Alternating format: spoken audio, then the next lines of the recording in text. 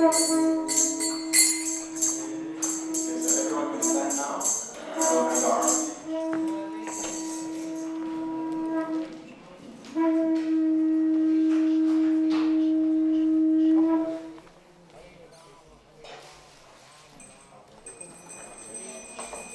Shri Radha Gokulananda ki, Shri Sita Lakshman Hanuman ki, Shri Gauri Nitai ki, Namo Vishnu Padaya Krishna Prasthaya Bhutale Srimati Bhakti Vedanta Swami Niti Namine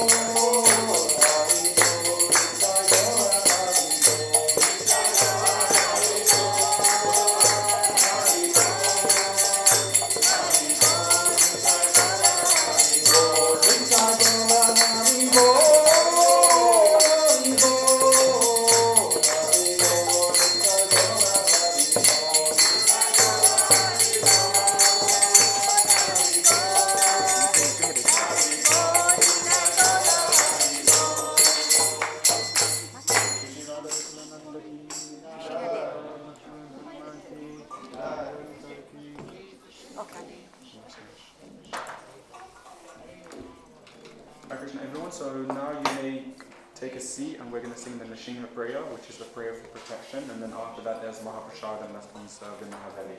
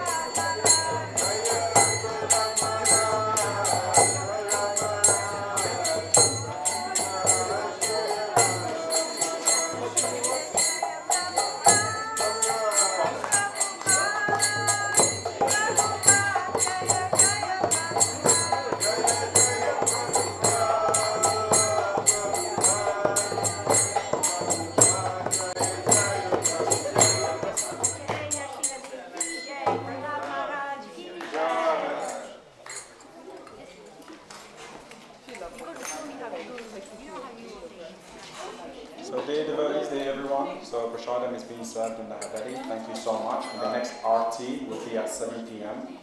Curtains will open. So thank you all so much for attending. That's RT.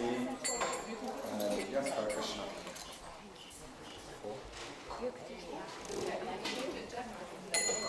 I'll teach you.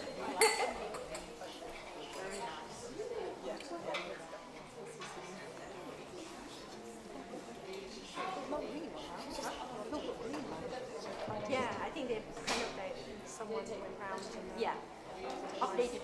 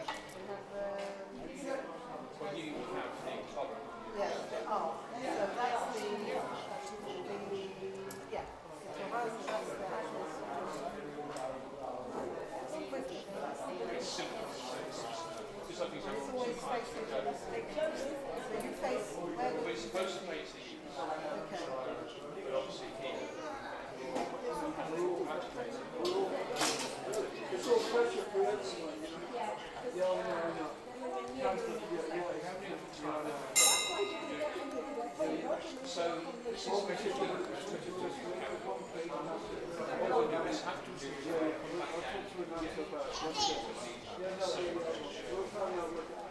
come back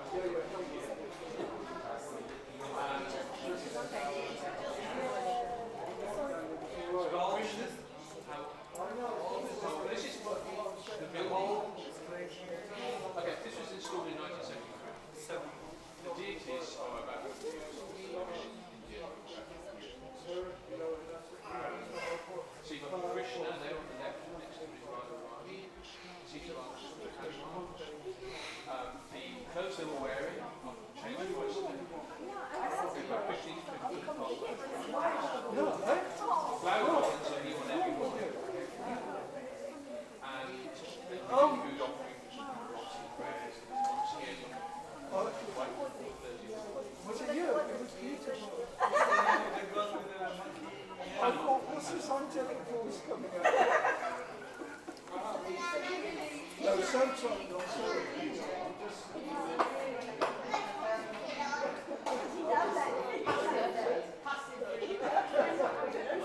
Sometimes I'm aware, because you know the voice. You must have been good. You changed the tone of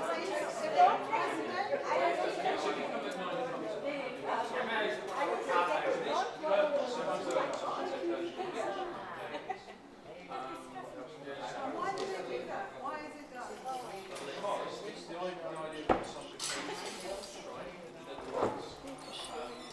Just like us. Okay. Sometimes we need to rest, sometimes we need to focus ourselves. Or for eating, we wouldn't want to necessarily do something. So when, for example, this country maybe doing prayers to satisfy food, it'll be done behind those curtains. So it's the idea of understanding, invoking the conception of personal God, supplication of someone who has artillery, it's difficult to understand. But we need a lot of attention. And do people need food? Yeah, they do. We are money, food, milk,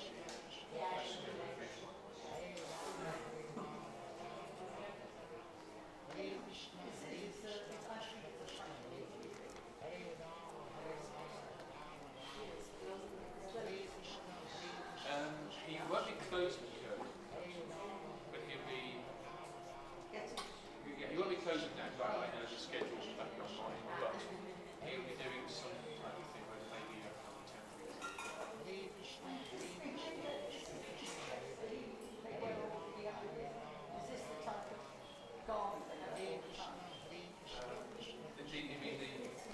What is wearing? Well, that's a typical, fairly typical dress of the priest in India, especially the charan. Fairly typical.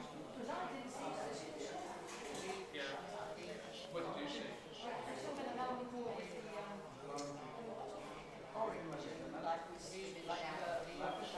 Oh, is this a real person? This is living with the moment.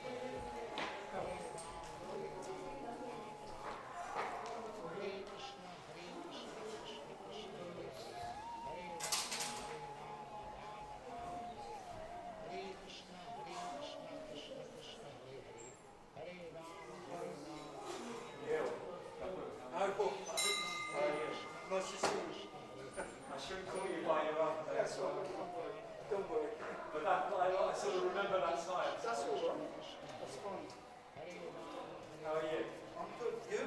Yeah, good. So It's nice to see you again, Don. yeah, you can't run away. No, not really. I'm trying to. Well, you can't escape God's attachment. That's the story. There's no way you can run away. No. Yeah, that's cool. Cool to see you as well. Thanks a lot. Yeah, sure. Okay, yeah, thank you. I need that blessing, that's for sure. Okay.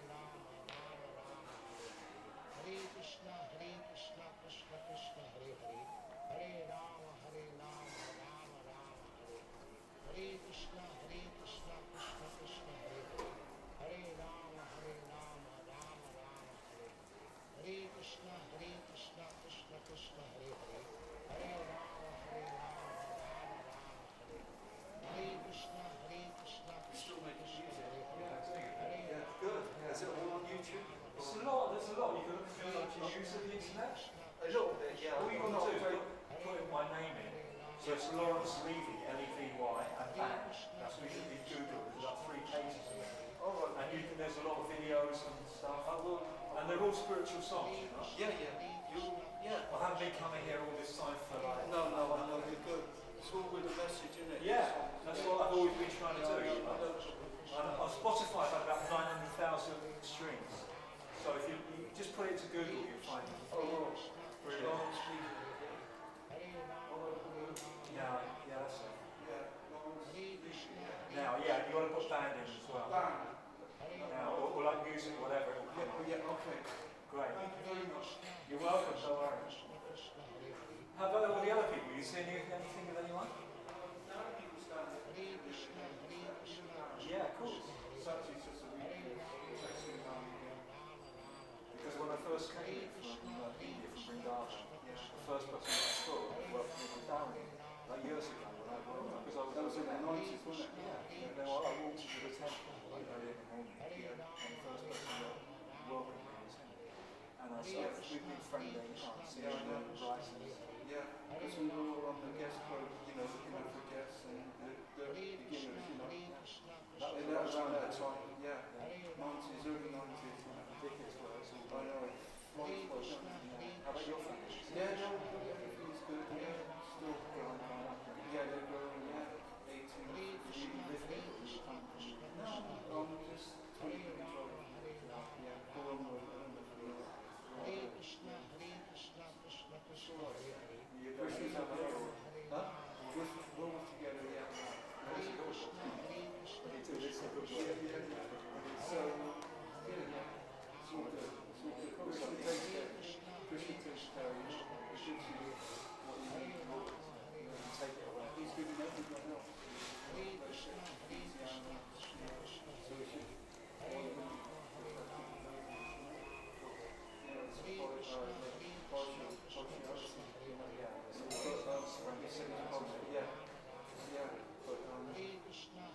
It's funny that just walking in the temple.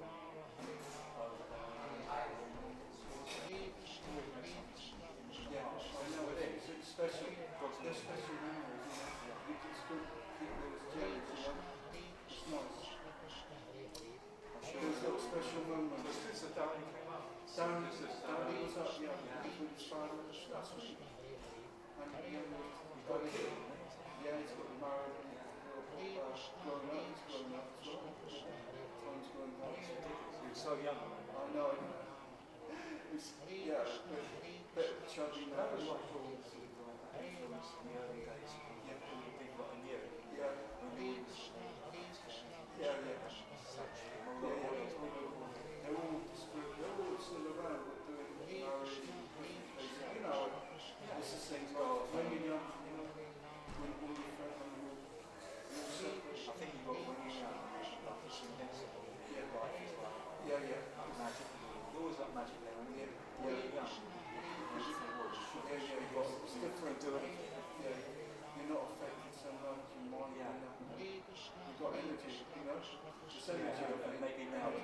lots can really, somebody should take it. Yeah, yeah. It's like, Yeah. everything's like, And also, I think as a life experience, when you're younger, you haven't had much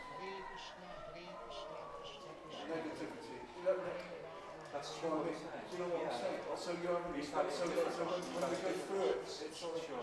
it goes on Yeah. into Of cycle. course, yeah, you can brush it off. Yeah, yeah, and then, you know, your grudges and the barriers go up, you know.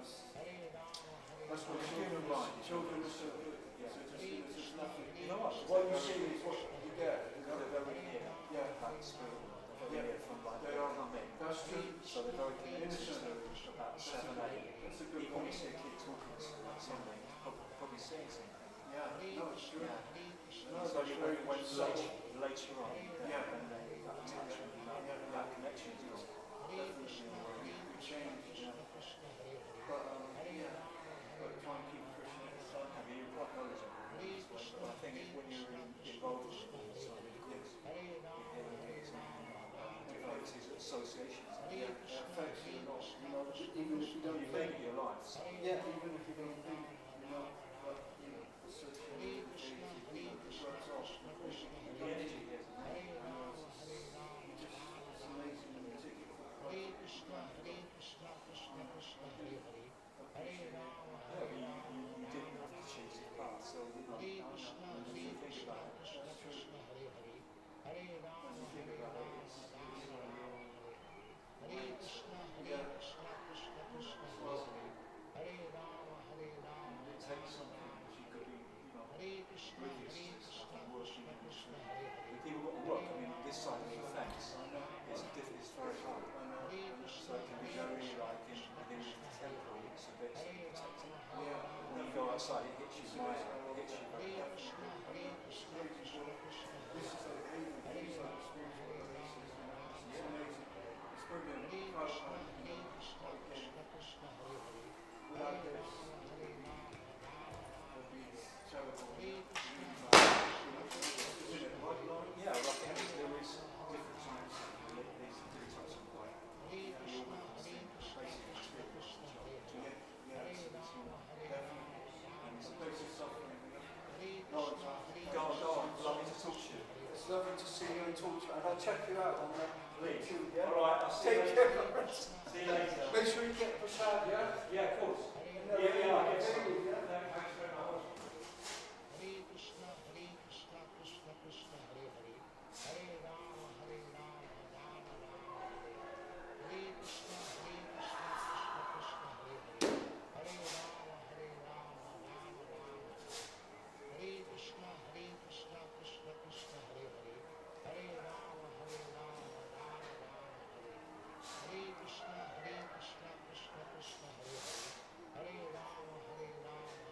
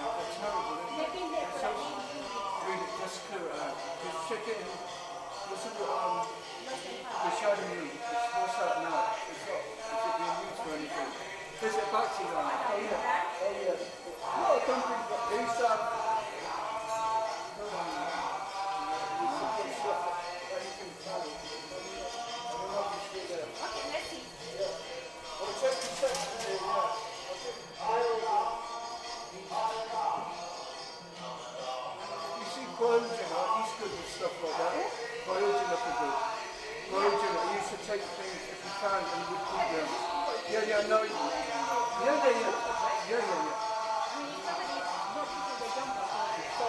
I know. Someone's done. It's the brahmachari. I know, it's the brahmachari. The brahmachari, the ones who stop, we use it, they come to Mangala, they come to them, and that's it. Anyway, I think so. Yeah, 80%. Right? Well, it just gets messed up. If we're on the highway, and we lock up the temple room in the afternoon, oh, thank you. You know what? Oh, you're really moving up low. Oh, God.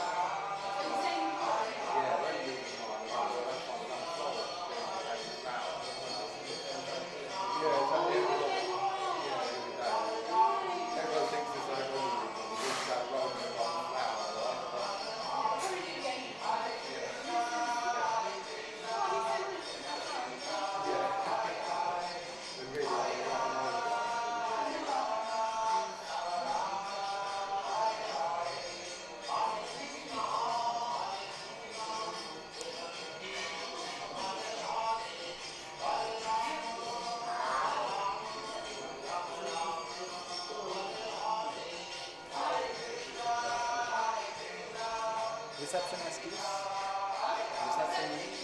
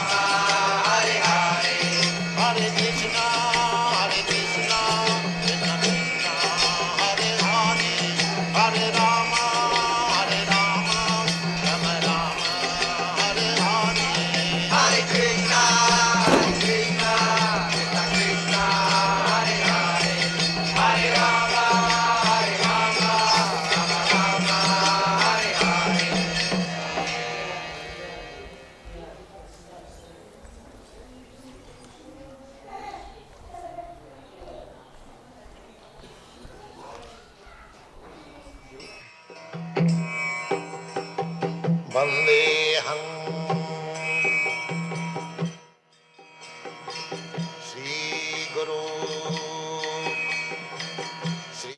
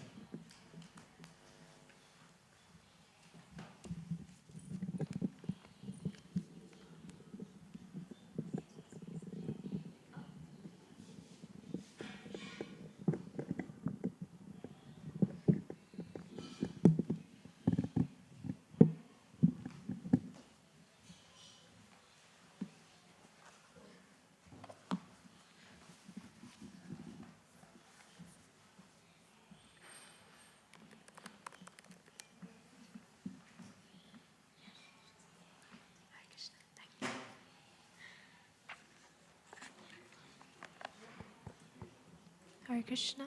Yes. Okay.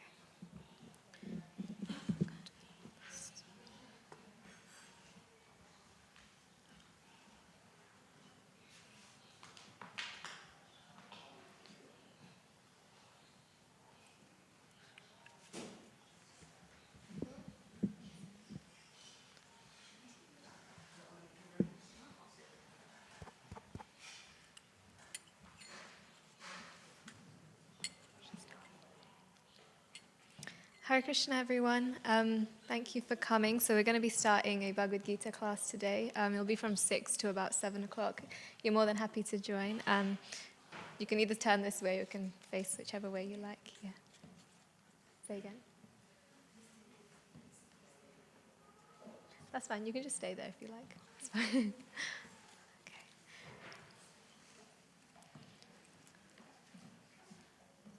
Does everyone have a Bhagavad Gita with them? I think there's a copy on the shelf. Anyone? Would you like to see? Would you like a copy of the Bhagavad Gita? Are you sure? Okay, that's fine. Yeah. Okay, that's fine. Yeah, sure. It's just on the shelf. Do you know where to get it?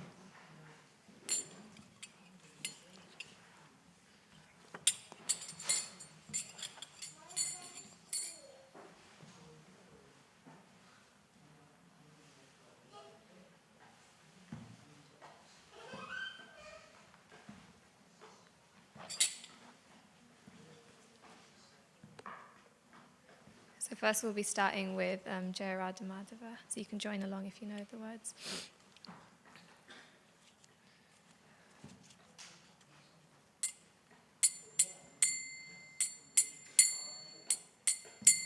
Jaya Radha Madhava Kunja Bihari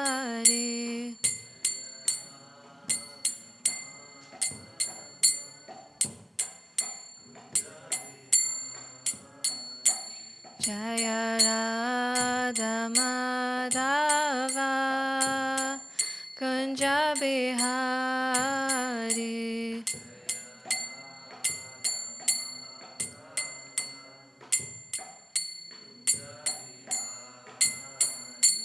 Jaya Gopi Janavalabha Girivaradhari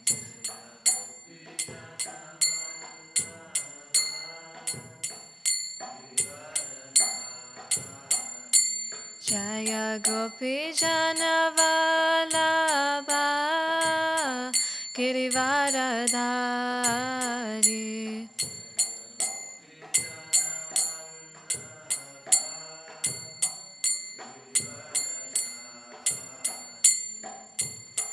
Yashodanandana Braja Janaranjana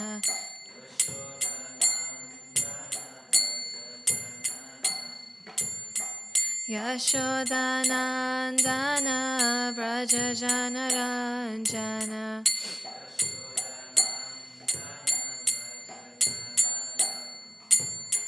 Yamunatira Vanachari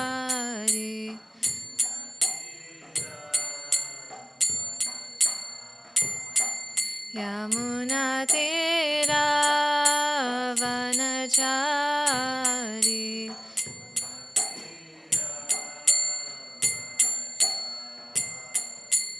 Jaya Radha Madhava Kunja Bihari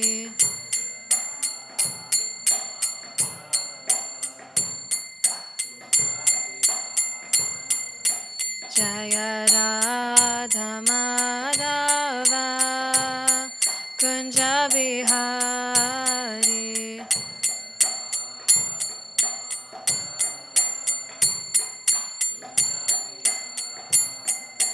Jaya Gopi Janavalabha Girivaradari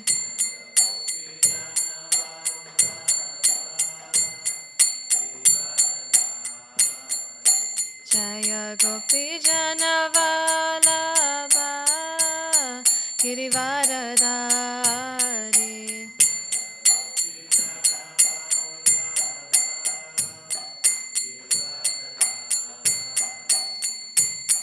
Yashodanandana Brajajanaranjana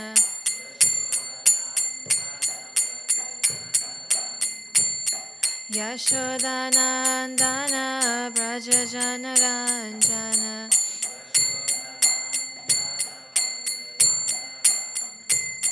Yamunatira Vanachari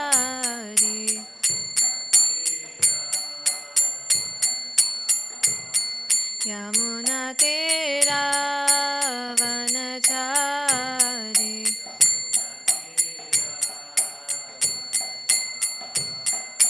Jaya Radha Madhava Kunja Bihari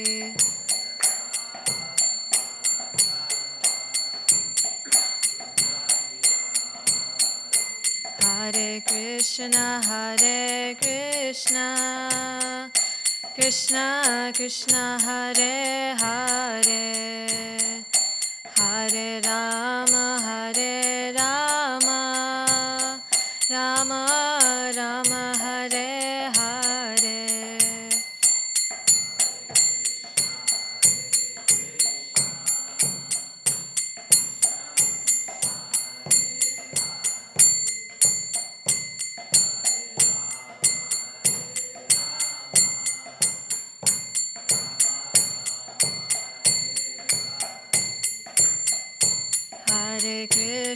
Hare Krishna Krishna Krishna Hare Hare Hare Rama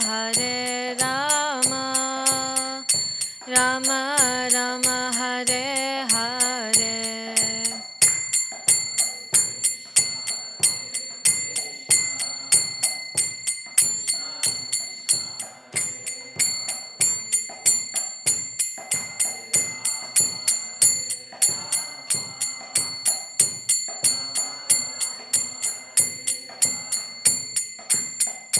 Jaya Radha Gokula Nanda Radha Gokula Nanda Radha Gokula Nanda Shri Radhe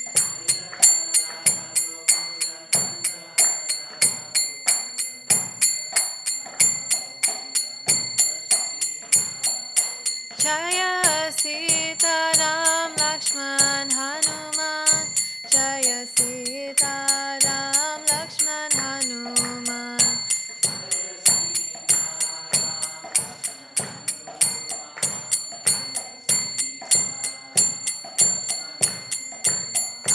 Jaya Gauranitai Gauranitai Jaya Gauranitai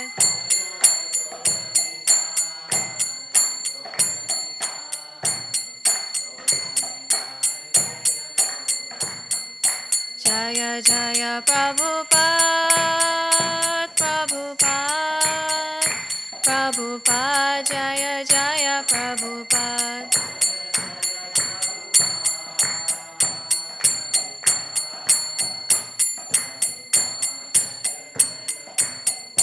Jaya Jaya Prabhupada, Prabhupada, Prabhupada, Jaya Jaya Prabhupada.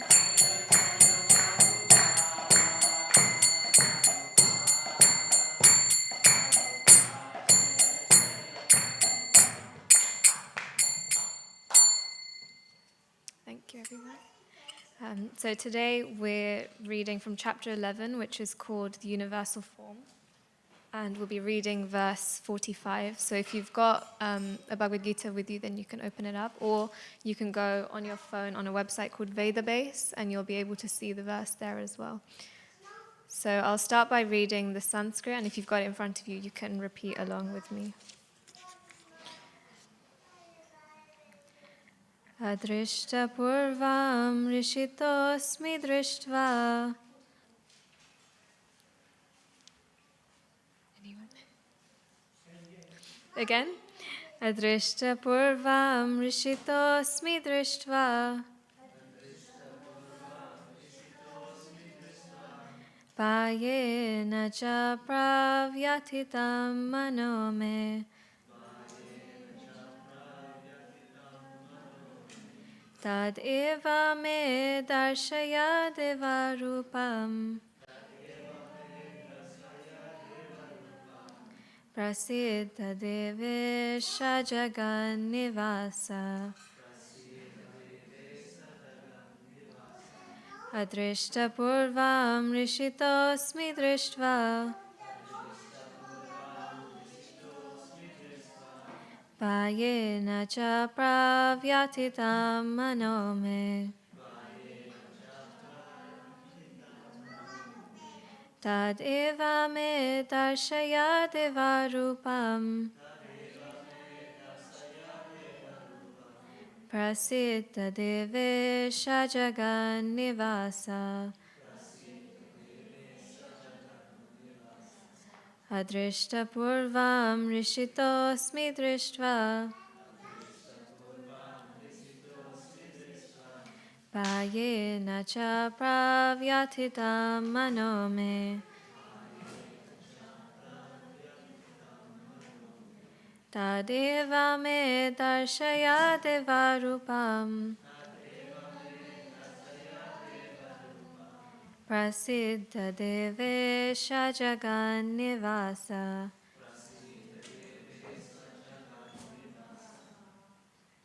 Would anyone like to try reading the Sanskrit?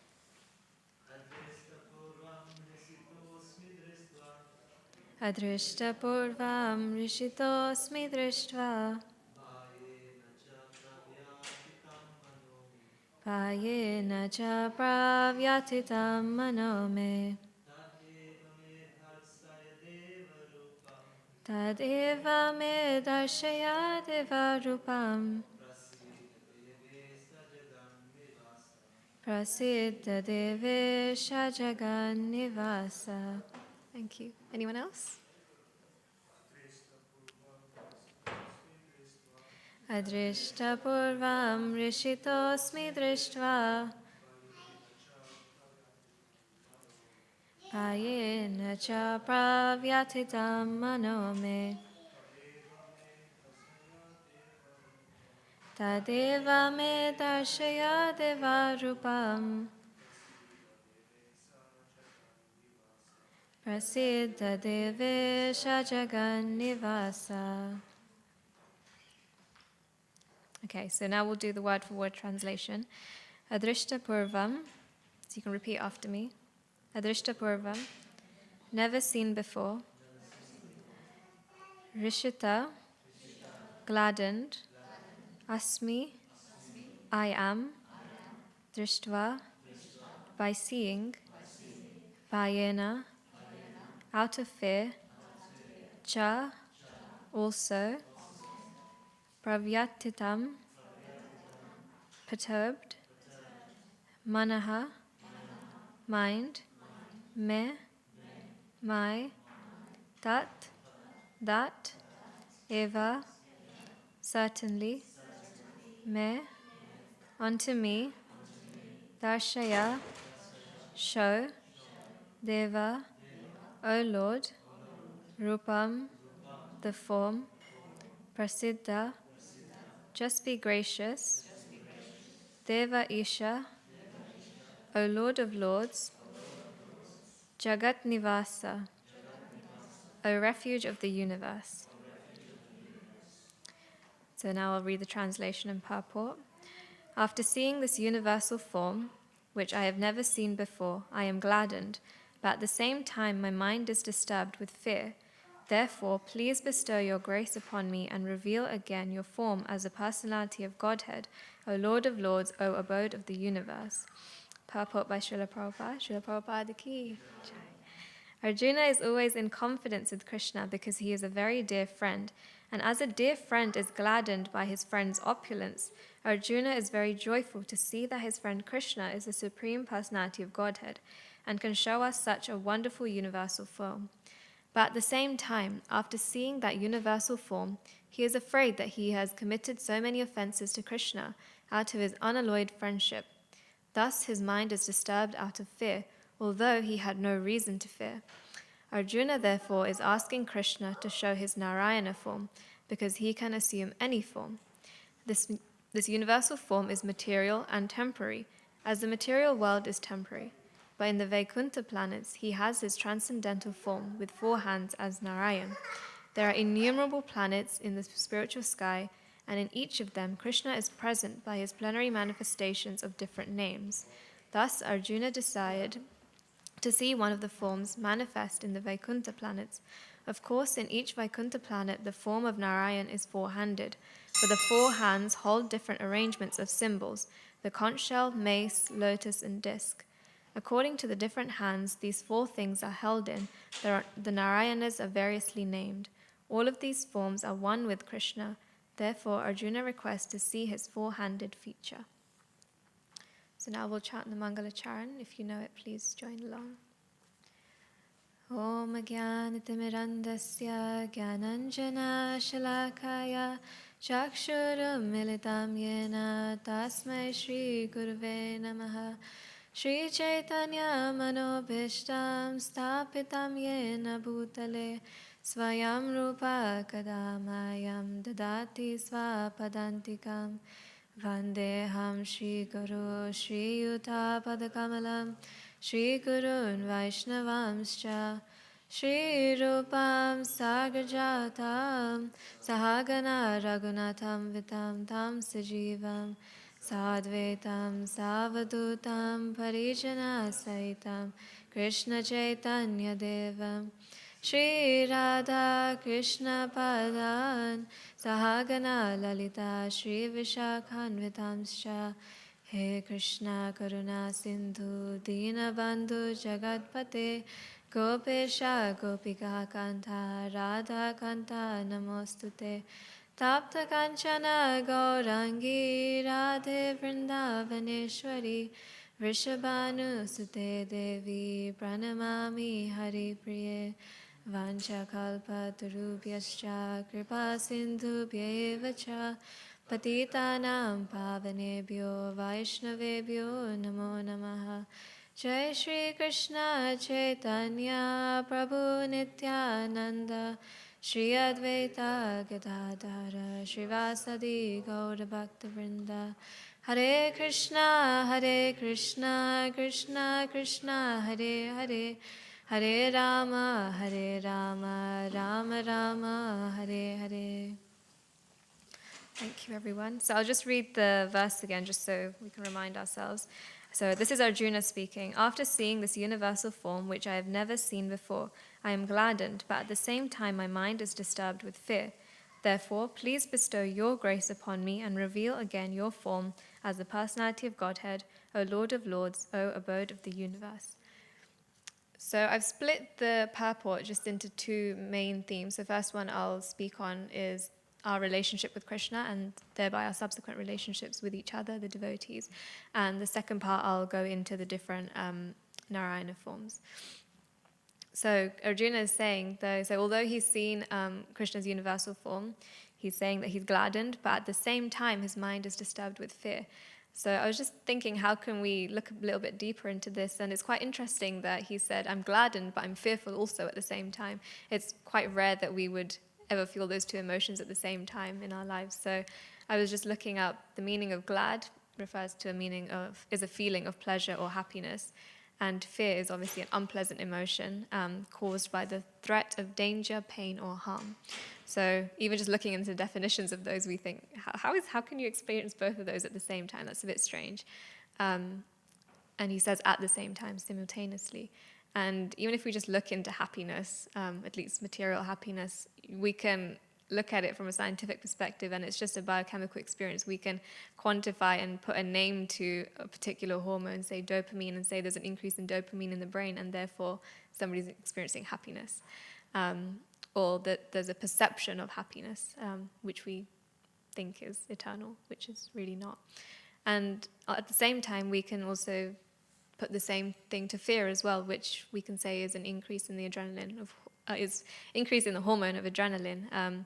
And this is quantifiable. We could take a blood test and we can tell how much dopamine there is in someone's blood or how much adrenaline there is. But this doesn't explain explain the eternality of true bliss that we experience. And we're so fortunate that we're in a position where we have knowledge of the Gita, where we have such amazing purports, such detailed explanations given to us by Prabhupada. And we know that these experiences are just pertaining to the material body. They don't touch the soul at all. And we know these experiences are transient, they're short-lived, and they're temporary. We know that if anyone experienced a high, then it's short-lived, it's transient, and it's temporary, only lasts for a little bit of time, and then after that it wanes off. And just like happiness and pain, the gladness that Arjuna is experiencing and the fear at the same time, it's almost like oil and water, even though it's so close in proximity. If we try and mix the two, they won't mix. They'll always separate. No matter how much you put it in a jar and shake it around and throw it from the top of a roof, they'll still separate. So you might be thinking, how is this relevant to this particular verse? But we can see that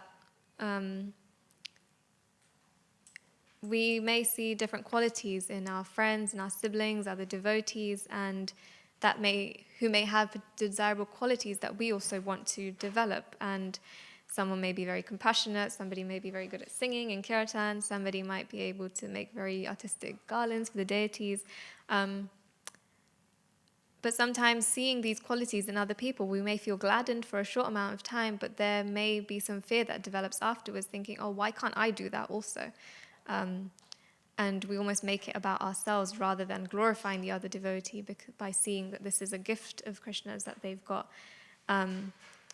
And I was just reflecting that sometimes when we see these qualities, we may feel happy, but if there is genuine love, then we wouldn't feel any envy. We wouldn't feel, and the fact that we feel a little bit of fear just reveals our inner envy that we have.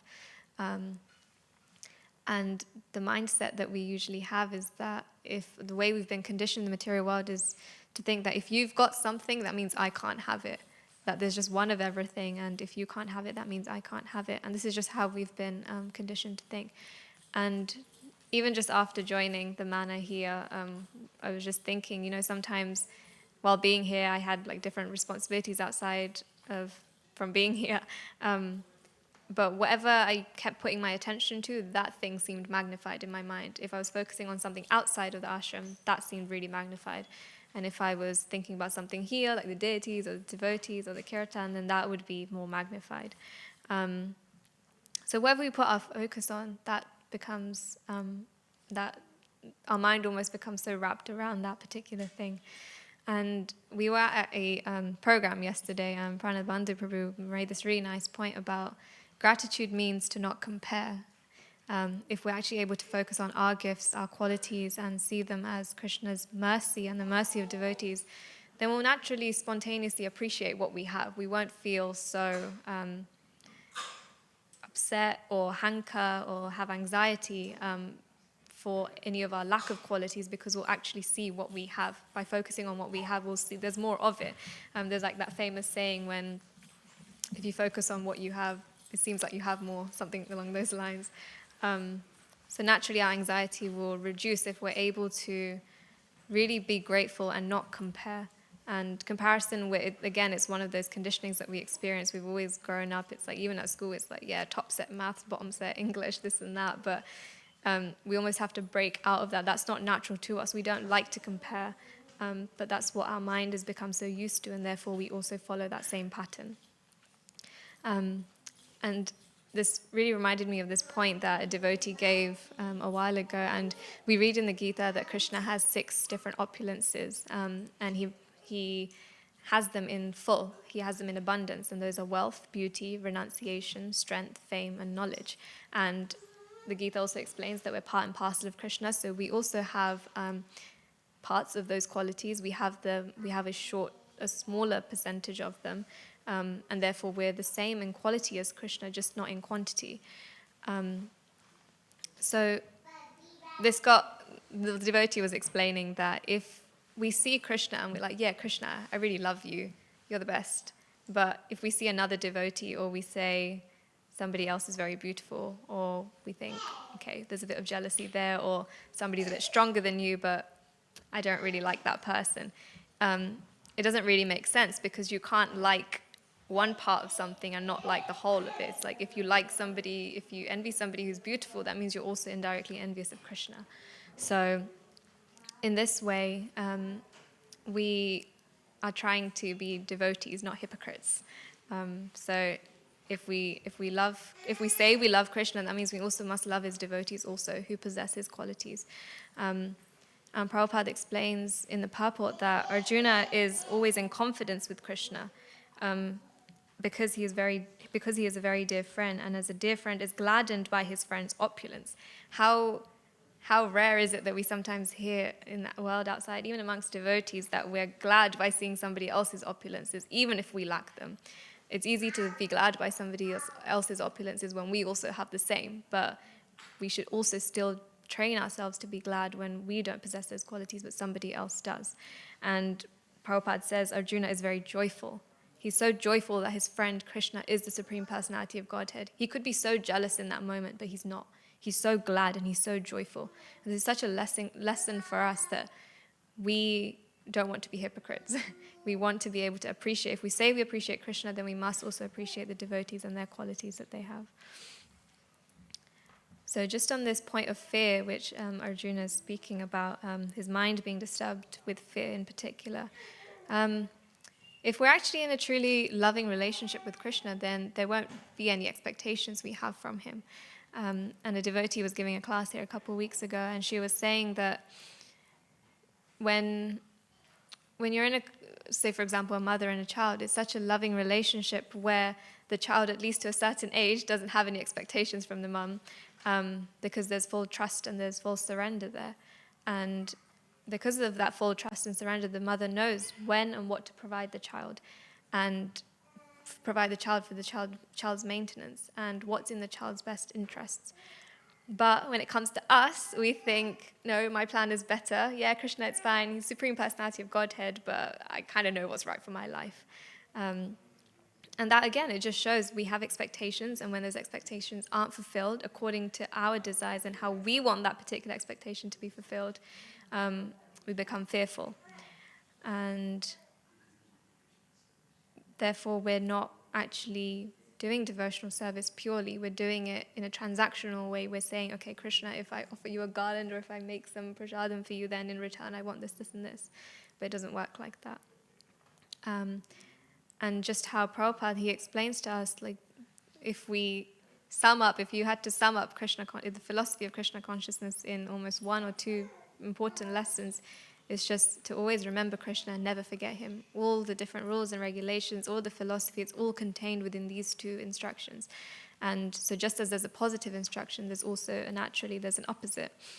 And so when we have these expectations, there will naturally also be a fear of what will happen when that expectation is not fulfilled. And this can be conscious, or it can be very subtle. We don't sometimes realize that we have expectations until there's a trigger and we feel a little bit iffy about it, and we realize, okay, this I didn't realize I was expecting something, whether that's from a partner or a sibling, or even if that's Supreme Personality of Godhead. And when we're expecting from Krishna, it's like trying to put the Supreme Personality of Godhead in a box. And we're limiting him to our mind and our intelligence, because whatever expectations we may desire from Krishna, those can only be concocted from Shri Shri Radha Gokulananda ki jai, Sitaram Lakshman Hanuman ki jai, Gaurnitai ki jai, Srila Prabhupada ki jai. So the different expectations that we can come up with from our mind, they're only limited by our mind and intelligence. We can only create something that goes so far. So it's like putting Krishna in a box. And if we say he's the Supreme Personality of Godhead, then he can be inside the box, he can be outside the box, and he can be the box at the same time. That's what it means to be supreme. And it's this concept of Achintya Bheda Veda Tattva, which some of you may be familiar with. So Krishna is beyond our mind and intelligence, and if we say he's Supreme Personality of Godhead, then he has better arrangements for us than we can believe. And it takes a lot of effort and mercy also to realize that, but we can at least trust that whatever he's doing is in our best interests. And when we try and perform devotional service, we can try and cultivate a mood of having lessening expectations and eventually coming to no expectations. And through that, we can try to uplift our inner dialogue that, Krishna, whatever I'm doing it for your pleasure, whether it's showing up for Mangala Arati in the morning, or if that's cleaning the bathroom, or whatever it is. It's like, Krishna, I'm here, I'm doing it for you. When the curtains open, it's like, yeah, I'm here for you, just for you, not somebody else who's in the temple room also, but I'm solely here for you. I'm cleaning the bathroom. We can pray to Krishna, please accept this offering. Even if nobody knows you cleaned the bathroom today, Krishna knows. Krishna knows exactly what you've done. So in that way, he's seeing what we're doing, and he appreciates it, and he sees everything. And one way a devotee was sharing how we can at least control our expectations or have an awareness that we have expectations in the first place is to, if we say our prayer, we can just end it by 4 words, saying, if you so desire. Just say that to Krishna. You say your prayer, and at the end, Krishna, if you so desire.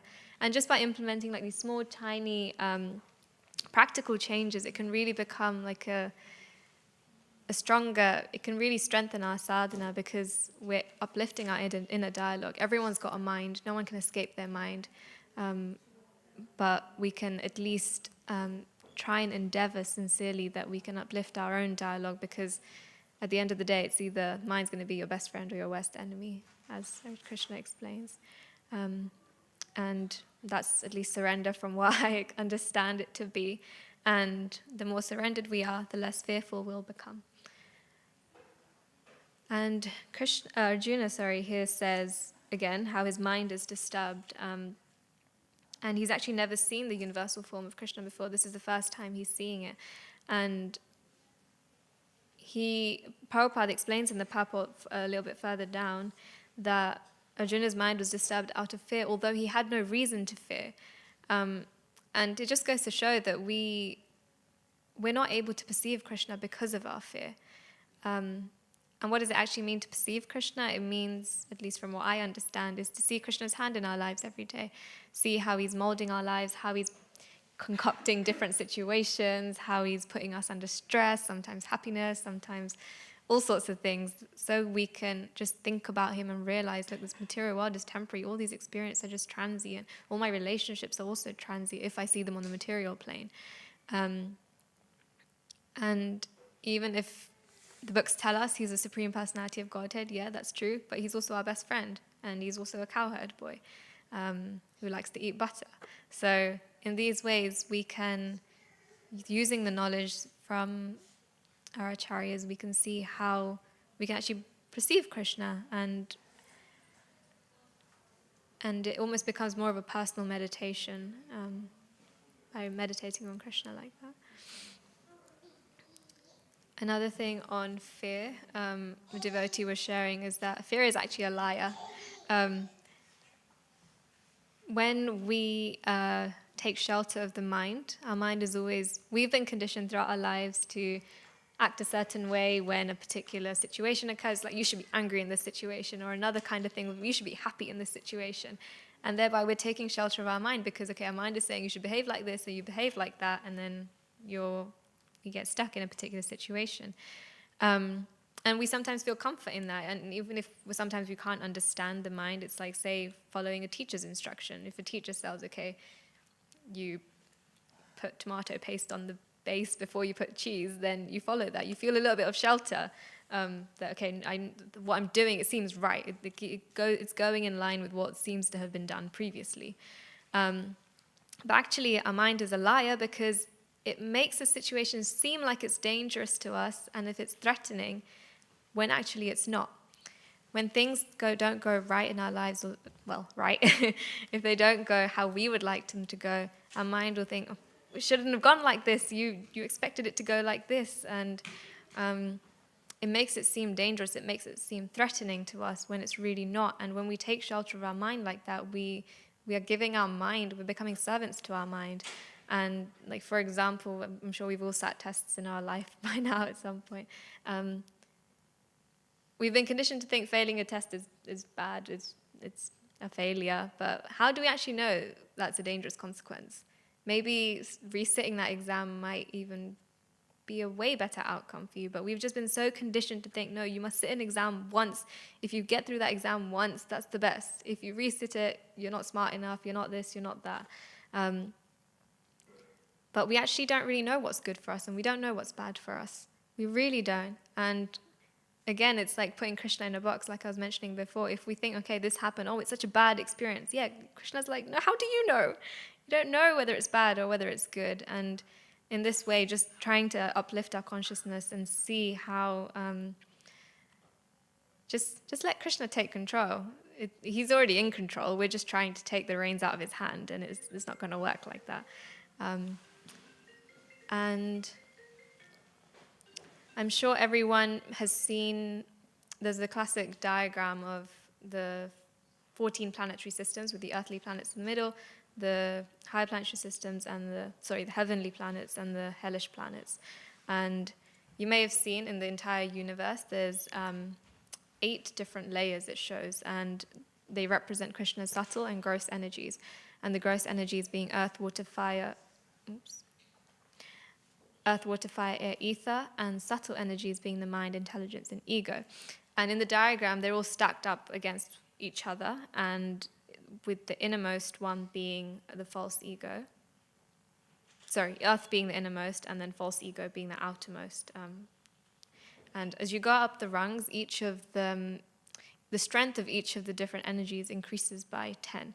And that means it's more of a struggle to overcome them. So, for example, false ego. So in order to actually become liberated from the material world, we must overcome each of these different energies of Krishna. And the false ego is the last one, being the most difficult to overcome. And part of that is the mind. So the mind is the third last one to overcome. So from the outside, it's ego, intelligence, mind being the third. And like Arjuna said, his mind is disturbed with fear. We're constantly... we're fearful for so many different situations, and when we're fearful, then we are taking shelter of our mind, and all of these emotions are pertaining to the mind. So if we can become less fearful, then we'll also not become servants of our mind, and therefore we can overcome this third layer, obviously false ego being most difficult and the most strong to overcome.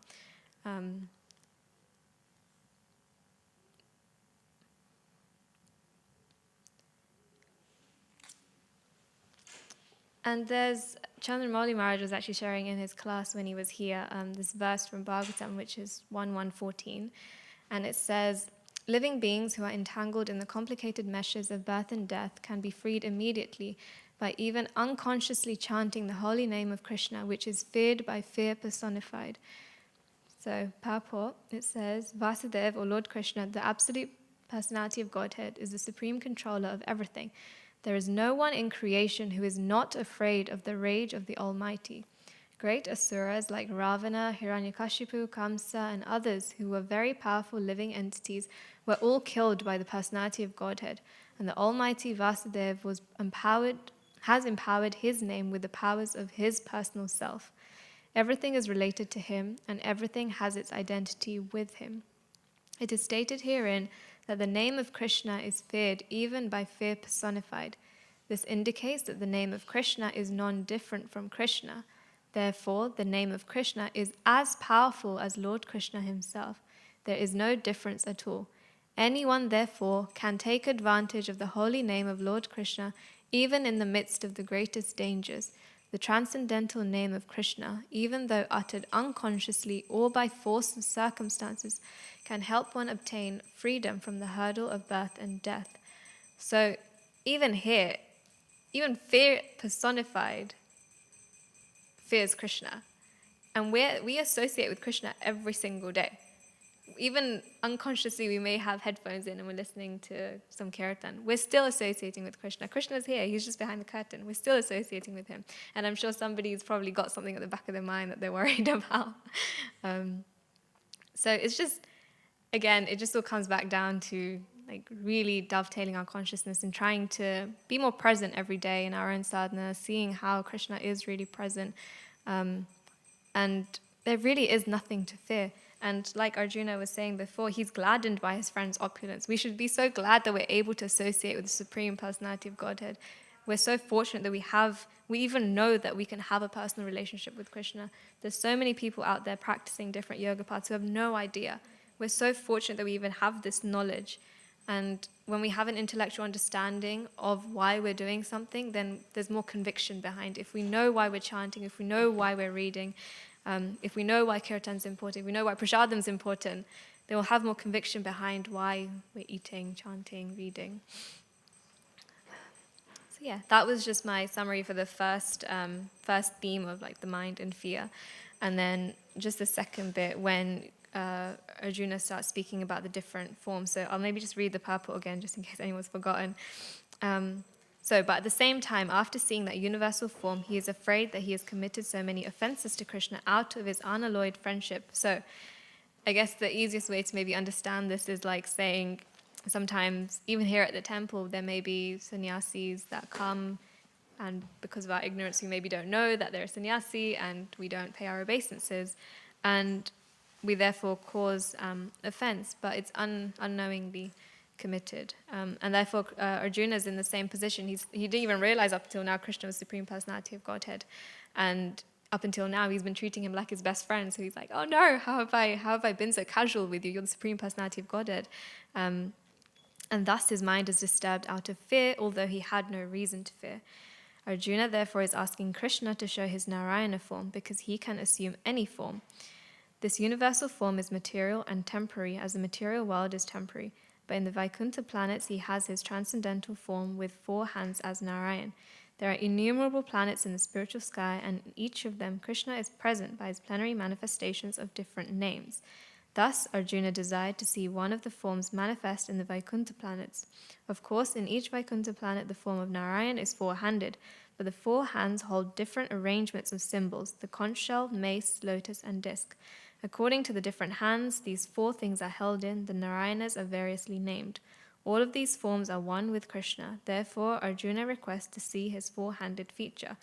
So as we read that by seeing Krishna's universal form, Arjuna has become disturbed, and now he's asking Krishna to please show him his 4-handed Narayana form.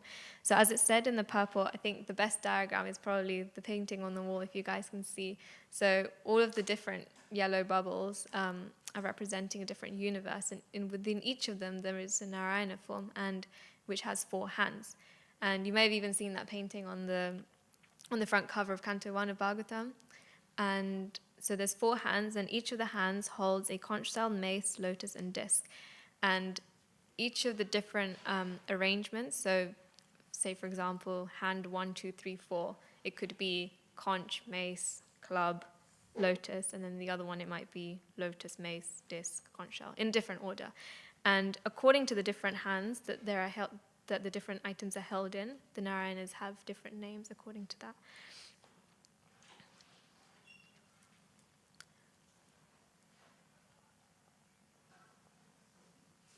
So from this we can understand that Krishna, he comes in many different forms. He takes on lots of different forms, and they can cause fear.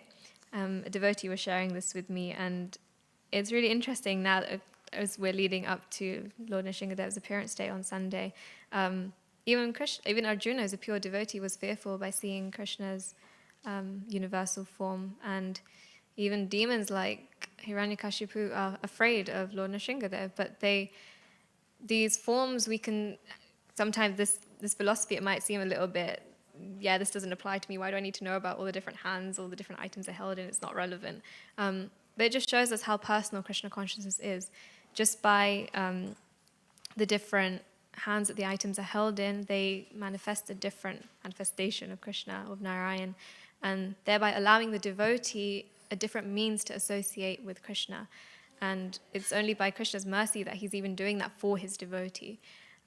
So even though it seemingly may seem scary, like Lord Nrsingadev, but it's still soothing for a devotee like Prahlad. And a devotee has the same sort of affection for Lord Nrsingadev, whereas Hiranyakashipu is completely bewildered and afraid of him. And like I was saying, it just goes to show how personal of a process Krishna consciousness is, and we all have our own personal relationship with Krishna, and we all relate to him in our own personal, individual ways, and there's no one size that fits all. It's very personal, and that's the beauty of the process. That's all I had sort of prepared for today. We've still got about 15 minutes, so if anyone has any realizations or thoughts, or if there's anything in particular that stood out or is a bit confusing, you can maybe raise. Hiya. Very well. So you talk about the fear.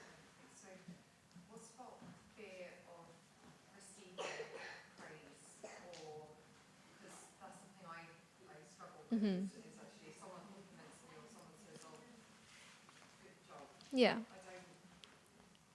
You don't like it. I don't know how to take it. I feel bad. I don't know.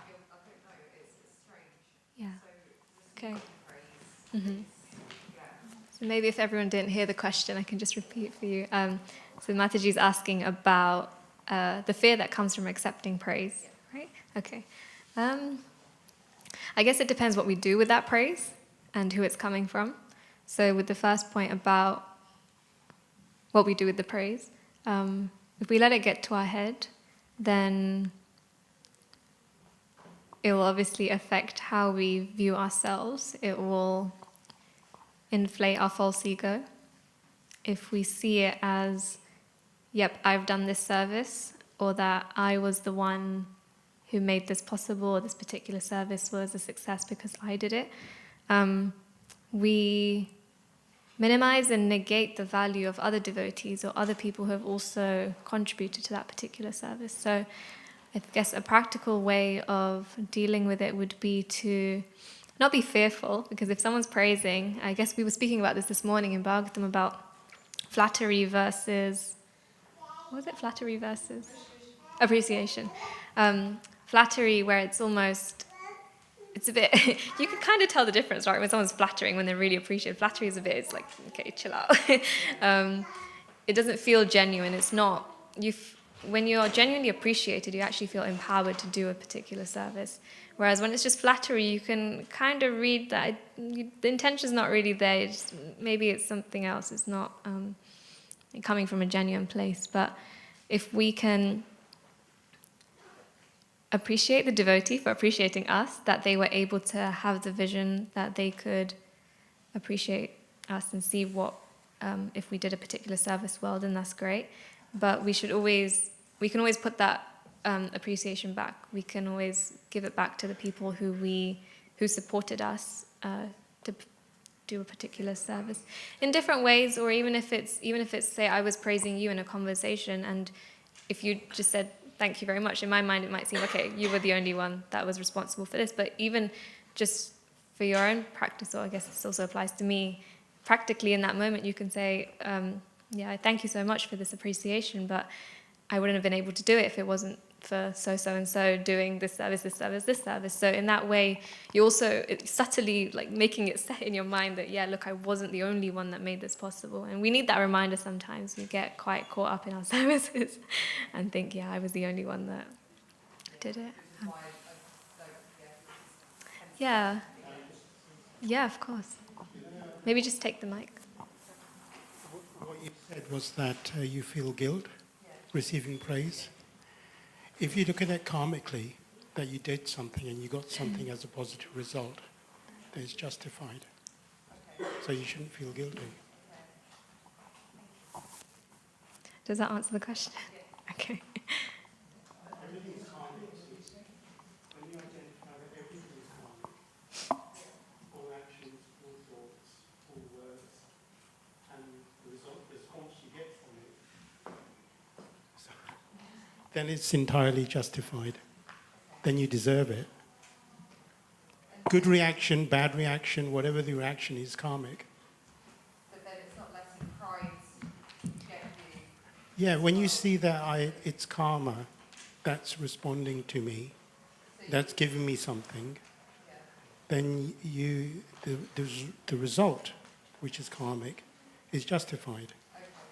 So all your actions and thoughts and whatever is deserved.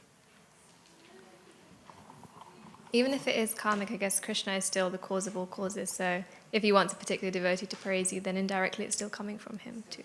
Yeah. So yeah, you should accept the offering. Just don't let it get too much into your head. Yeah. Does anybody have anything they want to add to that, or another question? Whether it's negative or positive coming from the other person, it's Krishna.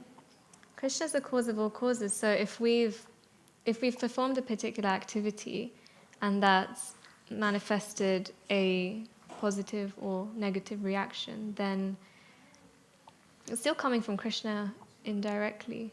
At least that's my understanding of. If anybody else maybe wants to add, yeah.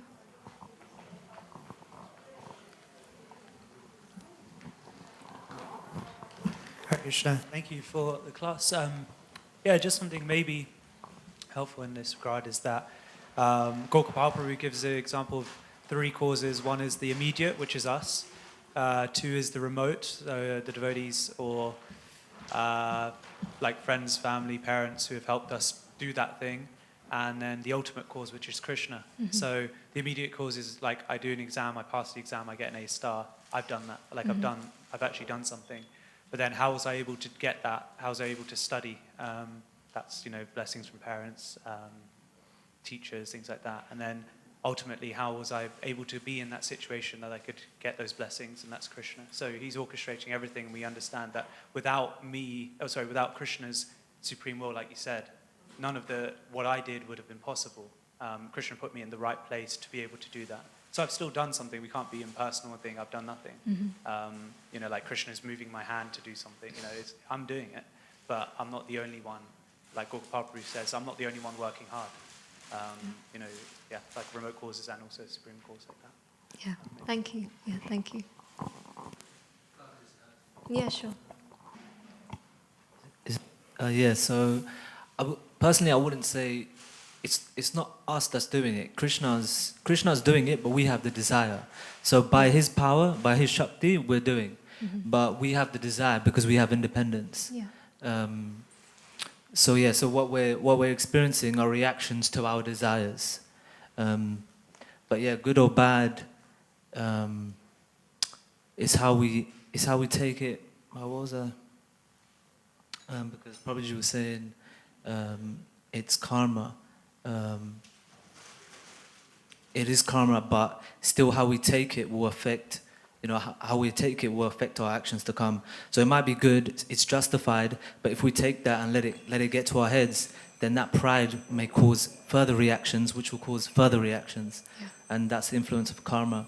But also interestingly, I just wanted to add to what I was thinking while we were reading this, is because this is one of the parts where we see Krishna transform into different forms. Like he transforms into this universal form, and also after he transforms into the four-handed form.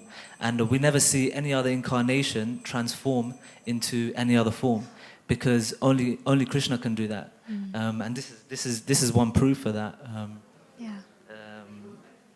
Yeah, like we get the example, like milk can turn into yogurt and cheese and these things, but they cannot turn into milk. So this chapter in itself is one evidence to show that Krishna is actually Swayam Bhagavan, the supreme. Yeah, that's what I was thinking. Yeah, it's a really nice point. Thank you for sharing. Yeah. Anything else anybody has? Or reflections or anything? Otherwise we can end here. No? Okay. Thank you so much for listening. Srila Prabhupada ki jai.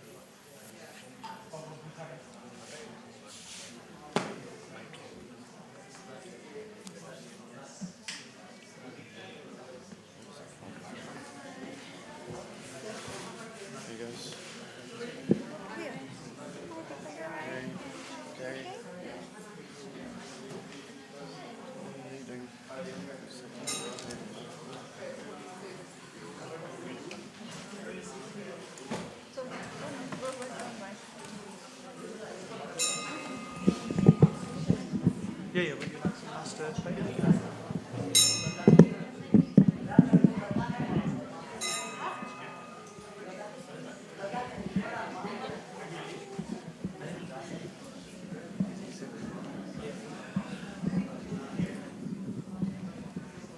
Maybe I'll do a little kirtan before that. Yes.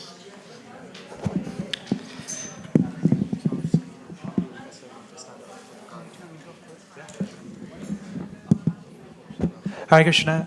Maybe if everyone can stand up just before the curtains open for the arti. Thank you. Hare Krishna. Jaya Radha Gokulananda, Radha Gokulananda, Radha Gokulananda, Shri Radha Gokulananda, Radha Gokulananda, Radha Gokulananda, Radha Gokulananda, Radha Gokulananda, Shri Radhe. Double. Radha Gokulananda, Jaya Radha Gokulananda, Radha Gokulananda, Radha Gokulananda, Shri Radhe.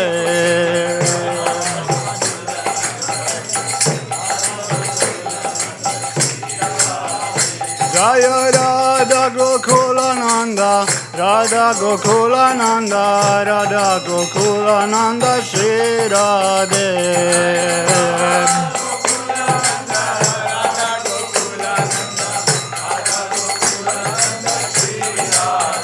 Jaya Radha Gokulananda, Radha Gokulananda, Radha Gokulananda, Shri Radhe.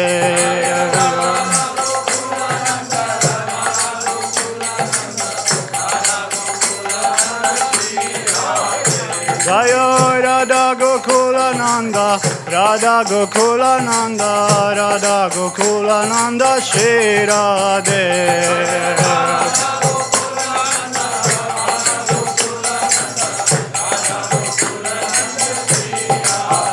Jaya Gauranitai, Gauranitai, Gauranitai, Jaya Gauranitai.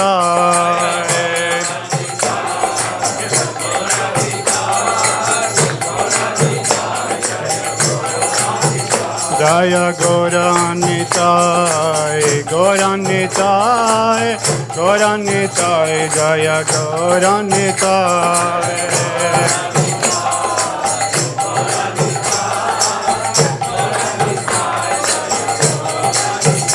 Jaya Gauranitai, Gauranitai, Gauranitai, Jaya Gauranitai.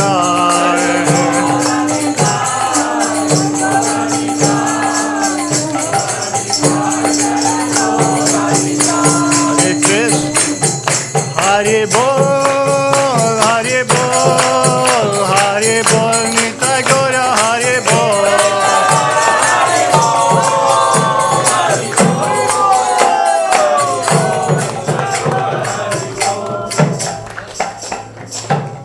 Kiba Jaya, Jaya Gaura Chande, Arati Kashoba.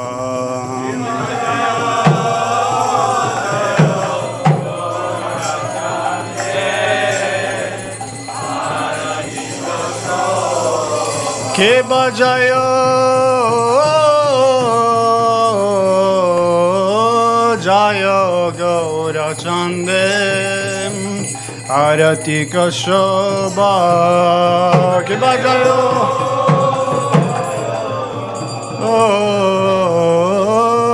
Jaya Gaura Chande, Arati Kashoba.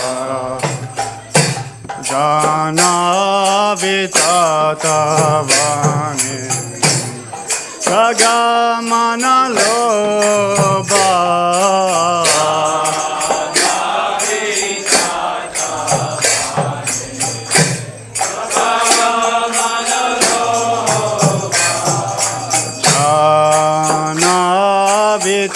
Tatavane Jagamana Loba.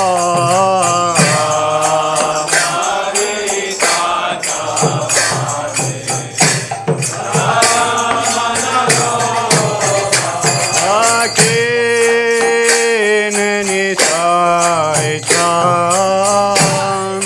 Amega Dadaya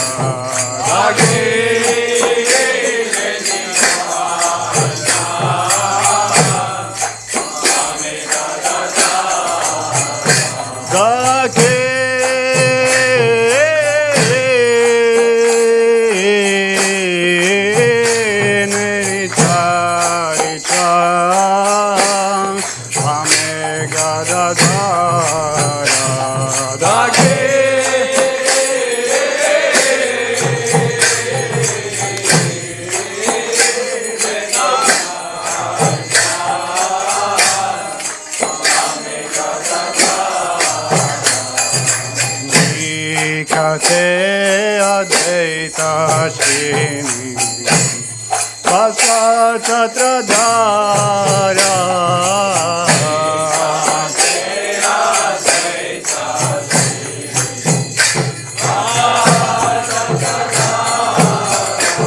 Ose Ache Goyatan Ratna Simhasane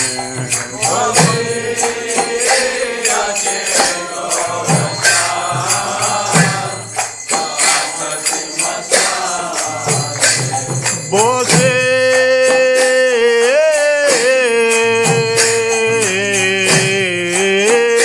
Ache Goyatan Ratna Simhasane Bose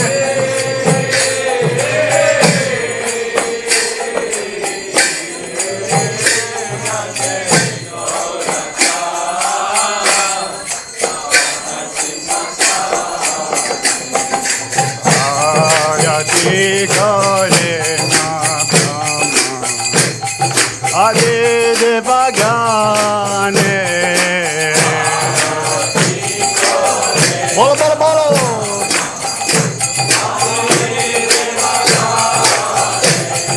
Ayati karena brahma Ade de bagane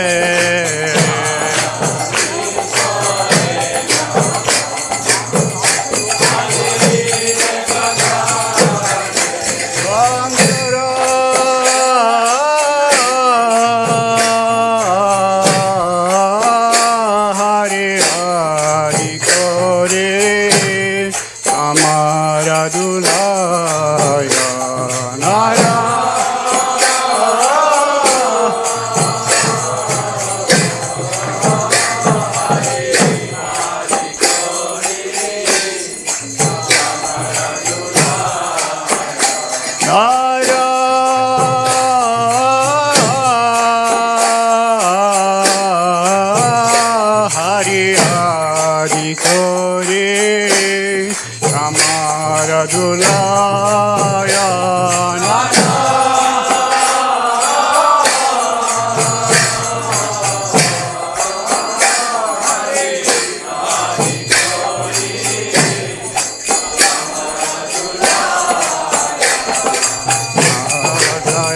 Mukunda Vasu Gosadegaya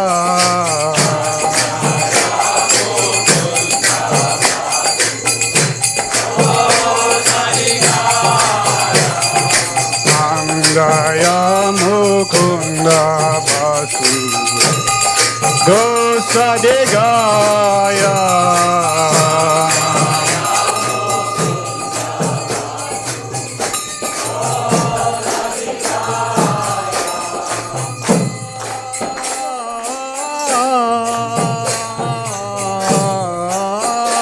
Baje Gam Baje Baje Karatala Zanta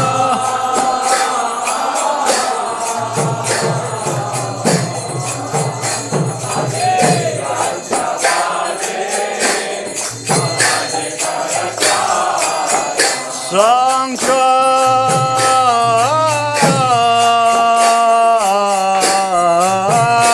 Baje Kamsa Baje Baje Karatala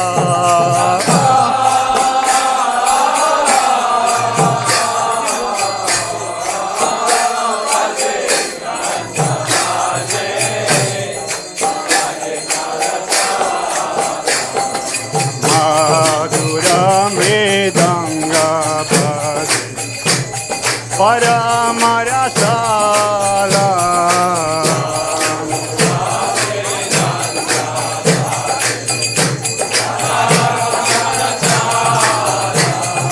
Madhura Mridanga Bhaje Paramarasala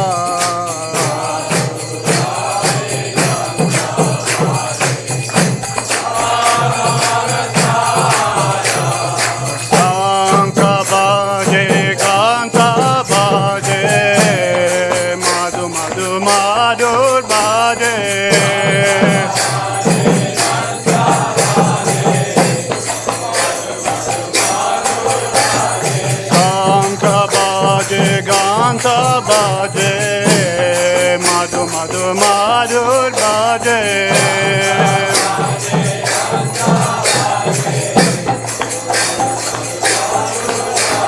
Sanka baje, ganta baje, madhu madhu madhur baje.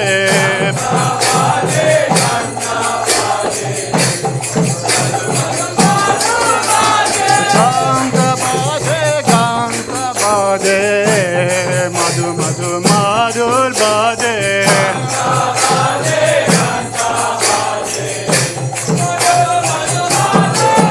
Hari bol Hari bol Nitai Gora Hari bol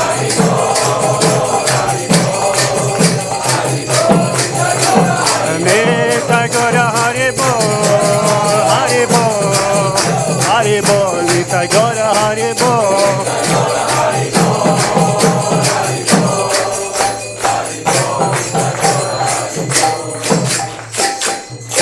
Bahu Koti Chambrajini Vadana Ujjvala Bahu Koti Chambrajini Vadana Ujjvala Bahu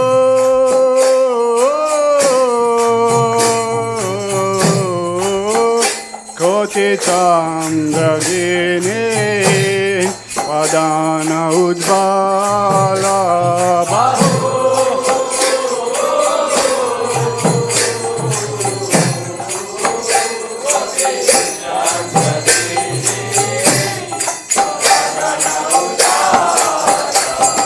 Kala dese panamala Kore jalamala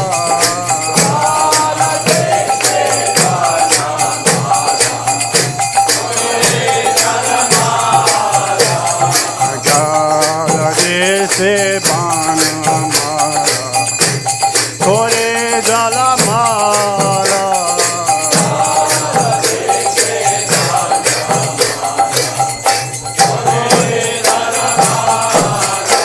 Shiva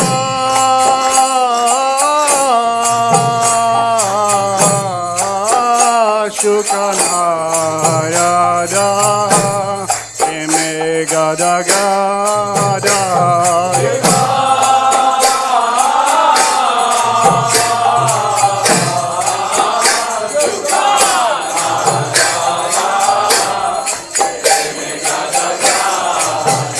Shiva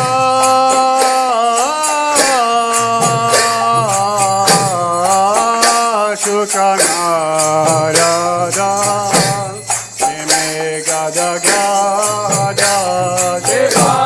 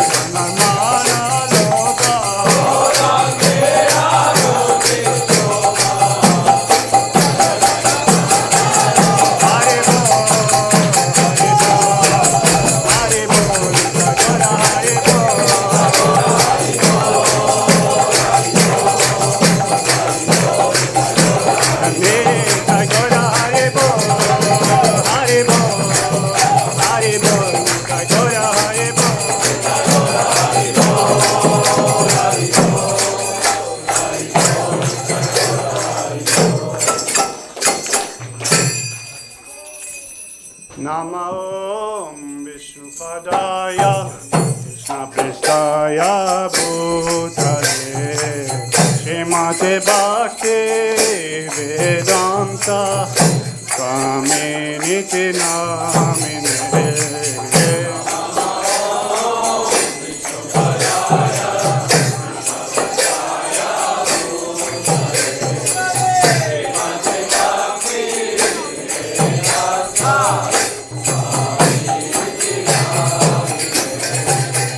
Namaste Saraswati Deve Goyavani Pracharine Nirvishesha Shunyavadi Ashkatyari Satarine Namaste Saraswati Deve Goyavani Pracharine Nirvishesha Shunyavadi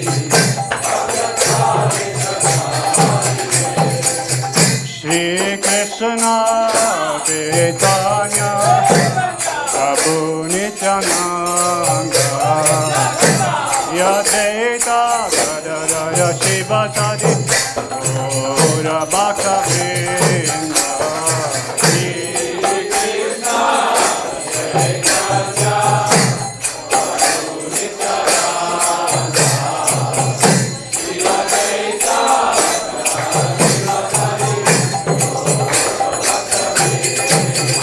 Jaya Shri Krishna Chaitanya, Prabhu Nityananda, Shri Advaita Gadadara Shivasadi, Gaura Bhaktivedanta. Jaya Shri Krishna Chaitanya, Prabhu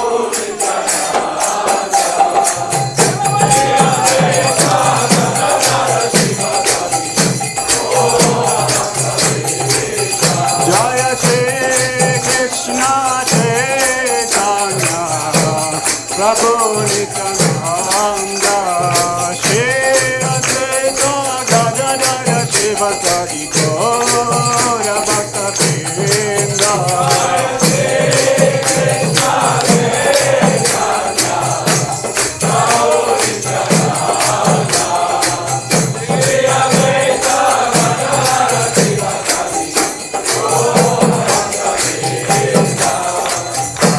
Hare Krishna, Krishna Krishna, Hare Hare, Hare Rama, Rama Rama, Hare Hare, Hare Krishna, Krishna Krishna, Hare Hare, Hare Rama,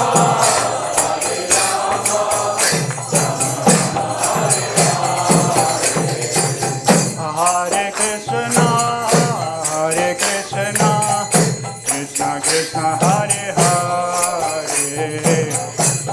Hare Rama,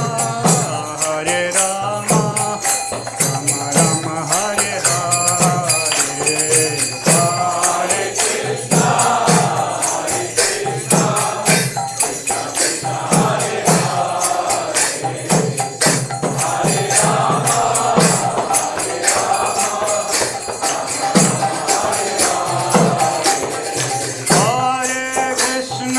Hare Krishna, Krishna Krishna, Hare Hare, Hare Rama, Rama Rama, Hare Hare, Hare Krishna, Krishna Krishna, Hare Hare, Hare Rama,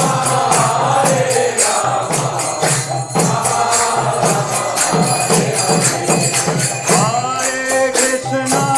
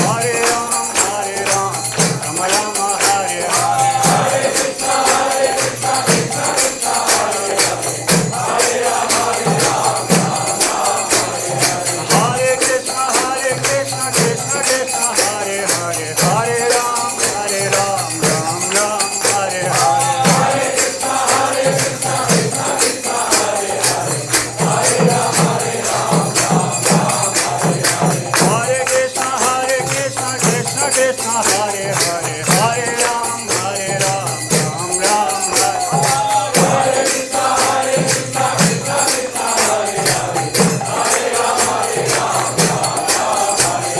Hare Krishna, Krishna Krishna, Hare Hare, Hare Ram, Ram Ram, Hare Hare, Hare Krishna, Krishna Krishna, Hare Hare, Hare Ram, Hare Krishna, Krishna Krishna, Hare Hare, Hare Ram, Ram Ram, Hare Hare, Hare Krishna, Krishna Krishna, Hare Hare, Hare Ram,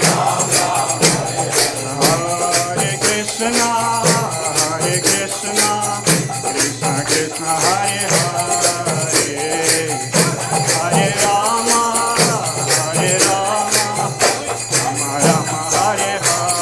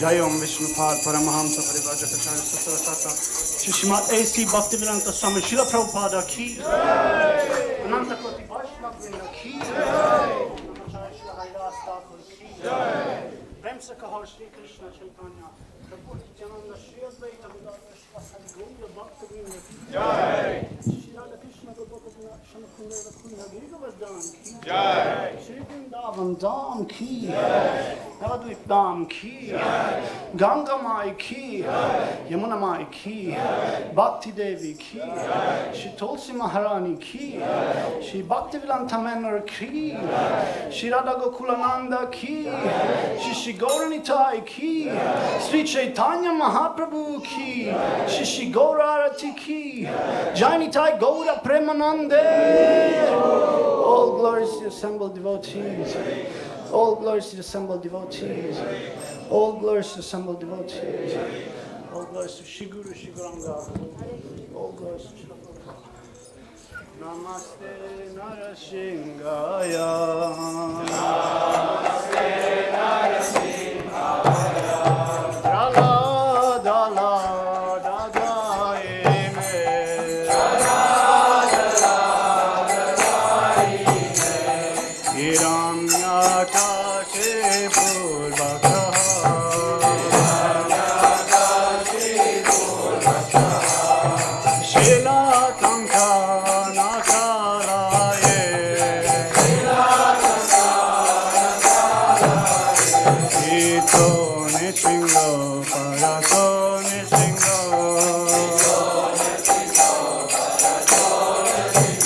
Ito Nishingo Parato Nishingo.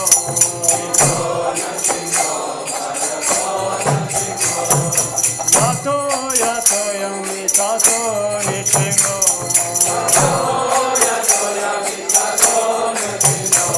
Vahir Nishingo Hidayeh Nishingo.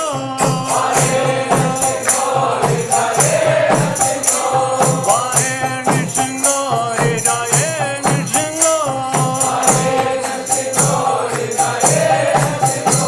Lashenga Madeng Charanam Prapade. Narashenga Madeng Charanam Prapade. Narashenga Madeng Charanam Prapade. Narashenga Madeng Charanam Prapade. Abhakara Kamala Bare Nakam Abhuta Singam Dalita Hiranyakashipu Tano Benga Keshavadita Narahari Rupam Ajagadesha Hare Ajagadesha Hare Ajagadesha Hare.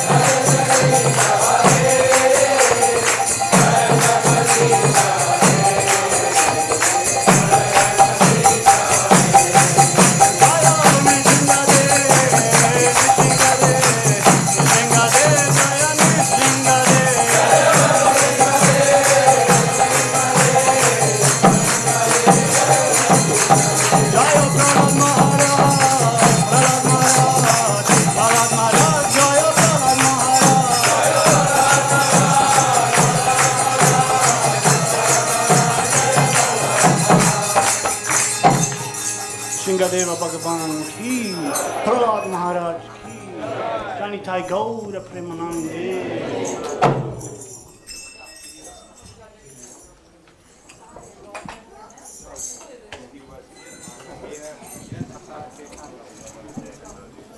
Hare Krishna. Hare Krishna.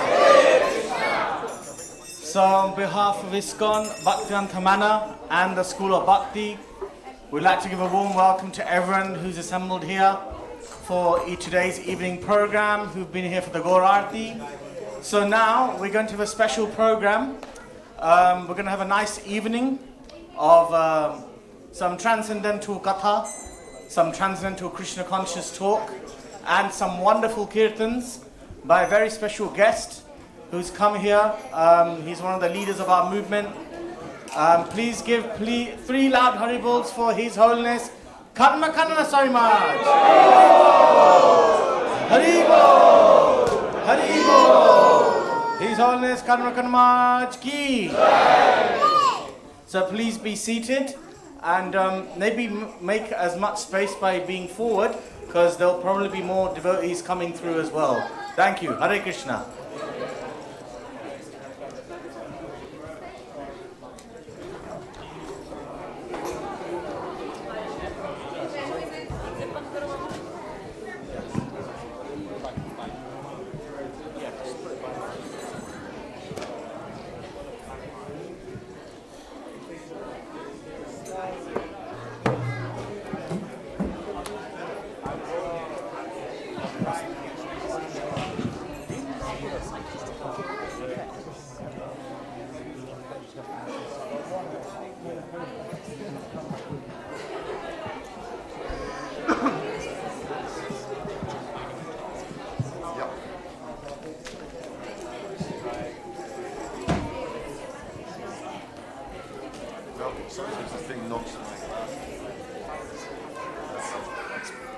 Yes, it's fine.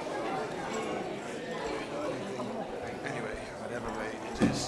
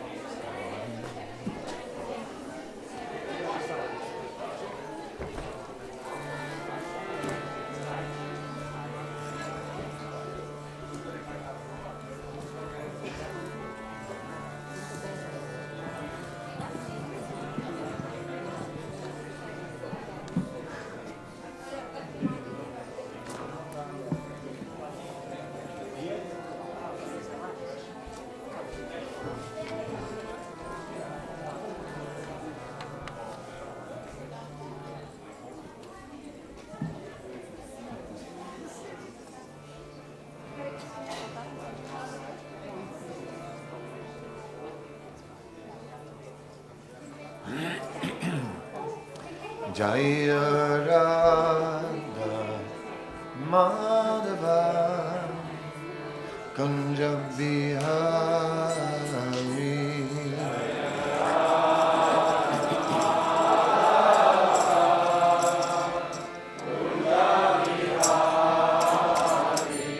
Jaya Radha Madhava Kunja Bihari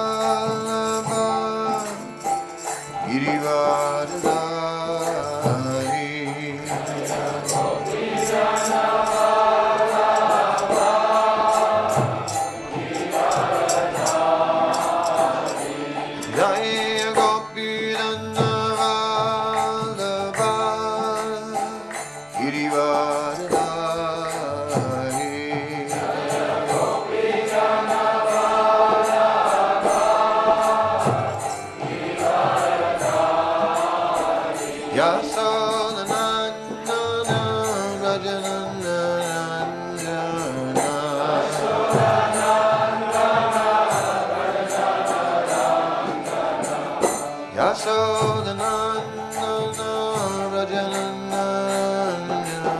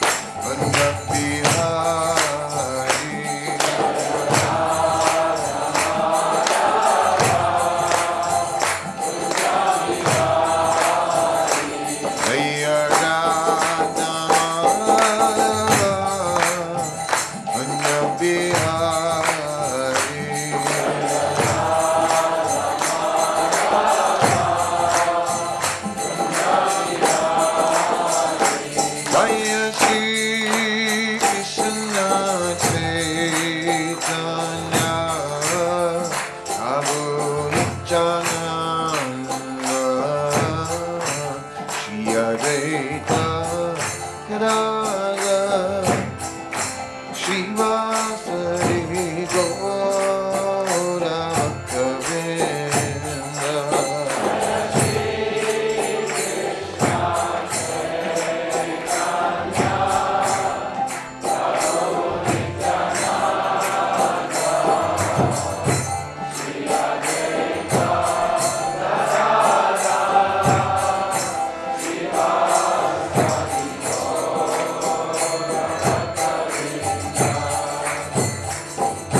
Hare Krishna, Krishna Krishna, Hare Hare, Hare Rama, Rama Rama, Hare Hare.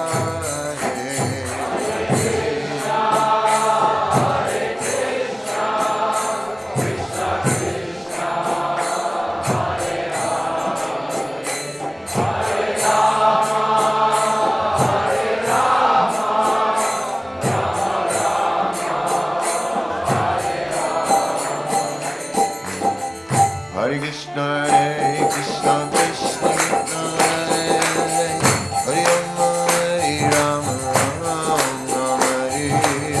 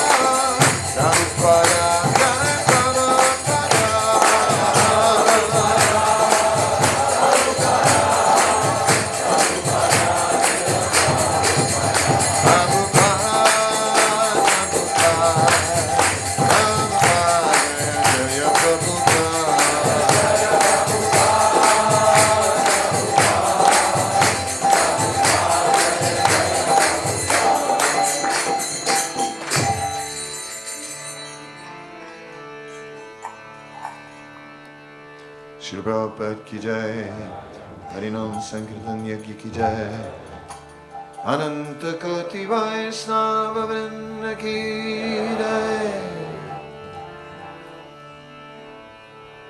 Nitai Gaura Premanande.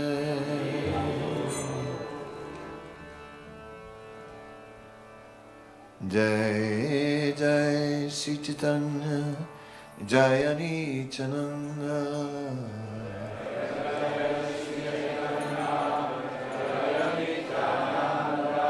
Jaya Advaita Chandranaya Gaura Bhaktivedanta Jaya Advaita Chandranaya Gaura Bhaktivedanta Jaya Advaita Chandranaya Gaura Bhaktivedanta Jaya Advaita Chandranaya Gaura Bhaktivedanta Jai Jai Sri Chaitanya Jaya Nityananda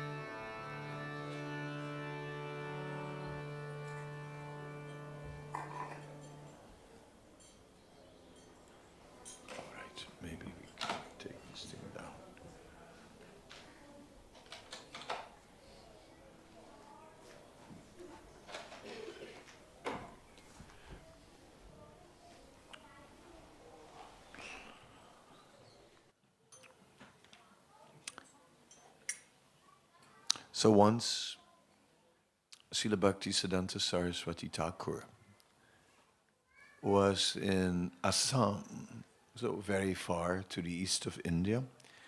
And on that occasion, there was an earth tremor in that area. So what happened was that caused a flash flood of the river, the local river, and the whole town flooded just in an instant. But somehow or other, Srila Bhaktisiddhanta was giving the lecture in a hall which was above the water level. So the place where he was, everything went on. But he took inspiration in his lecture. And he began to think about the Mahapralaya. The Mahapralaya is the final inundation of the whole universe, when the waters rise and everything is just inundated. So he was speaking, what will you do if the Mahapralaya comes? What will you do?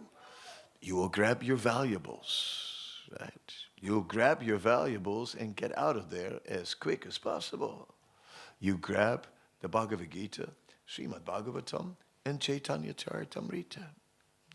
Somehow or other, you're walking, balancing all those books. It's actually quite a bit. So at one point, when it gets too much and you have to let something go, it's a hard choice. What will you let go? Bhagavad Gita, Srimad Bhagavatam, Chaitanya Charitamrita. What will you let go? Srila Bhaktisiddhanta said, all right, let the Bhagavad Gita go. Bhagavad Gita.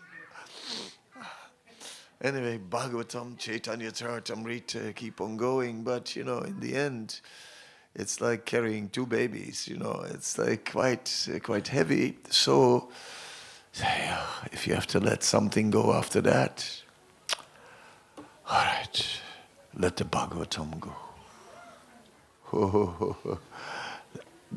Then you have the Chaitanya Charitamrita left, because Srila Bhaktisiddhanta said, from the Chaitanya Charitamrita, everything can be restored. So in this mood, we will read this evening a little bit from the Chaitanya Charitamrita, realizing that really everything that the Gaudiyas are the followers of Sri Chaitanya Mahaprabhu are meditating on is here.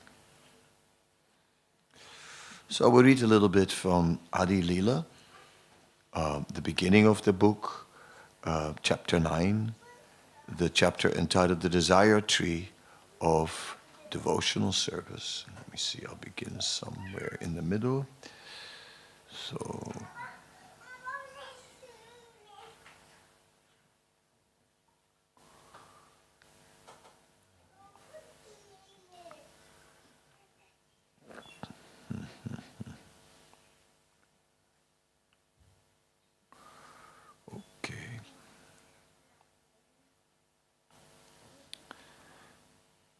So the chapter is describing how a tree, the Bhakti Kalpataru, the desire tree of devotional service, came about. It is said that Madhavendra Puri was the first seed of that tree, which then sprouted. And then 9 sannyasis, which were his principal sannyasis, became the roots of that tree, with Paramananda Puri being the central root. From then, it is said Chaitanya Mahaprabhu, he had a double role. He became the trunk of the tree, and he also was the gardener. He is the Supreme Lord, he can do such things. Then at the top of the tree split in two. One branch was Advaita Acharya, the other branch was Nityananda. And then from these two main branches, so many other branches came about, it said. So now I'll start reading text 38. Atma Ichamrita Vrikka Sinchinirantar Tahate Ashankya Phale Vrikira Upar. By the transcendental desire of the Supreme Personality of Godhead, water has been sprinkled all over the tree. And thus there are innumerable fruits of love of God. Yes, we read Sravana Kirtana Jalasechana.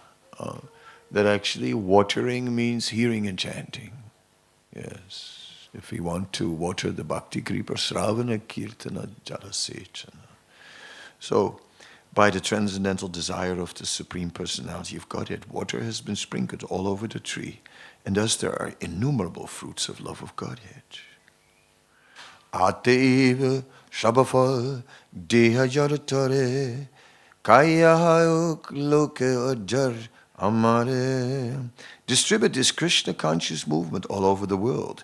Let people eat these fruits and ultimately become free from old age and death. Okay, how do you become free from old age and death? Just like, it looks like even in the Hare Krishna movement we're not saved from that. But we are, because we are not at all, we have not at all anything to do with these temporary material bodies. These are simply vehicles, and somehow or other the soul has now entered into an unholy alliance with these material bodies, but that try to dictate all kinds of things. But that's rubbish, right? Vacha vegam, manasakruda vegam, jiva vegam, and so on. The pushings of the senses. No, this is not our true nature. Yes.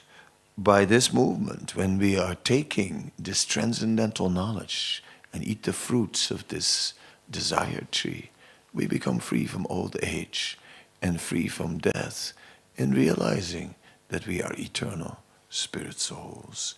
And eventually we'll realize also our eternal spiritual identity. Jagat vyapya more habe punya kyati sukhi hoye loke more gaibeka kirti. If the fruits are distributed all over the world, my reputation as a pious man will be known everywhere, and thus all people will glorify my name with great pleasure. Bharata bhumite hoila manushya janma jara janma sartika karikara pare upakara. This verse that I'm saying now is the most quoted verse by Srila Prabhupada in the entire Chaitanya Charitamrita. By far. He kept on quoting this. One who has taken his birth as a human being in the land of India, Bharatvarsa, should make his life successful and work for the benefit of all other people. Or we can expand on anyone who has been touched by the transcendental knowledge that comes down in disciplic succession and that was carried by Srila Prabhupada from India across the ocean. And so that transcendental knowledge that Prabhupada brought came to the Boston Pier in New York. And then when Srila Prabhupada became established in New York City, he chanted under a tree in Tompkins Square Park, kirtan, simply playing some bongos. That was all he had. But Srila Prabhupada himself said that here, in this place, under this tree, there everything began. There, this movement, from there this movement spread all over the world. So we are seeing that. That is a very significant point. Now, let me just quickly see if I can find this. I think I can, but I have to, one moment, type in the phone, which is not nice, but the thing multitasking.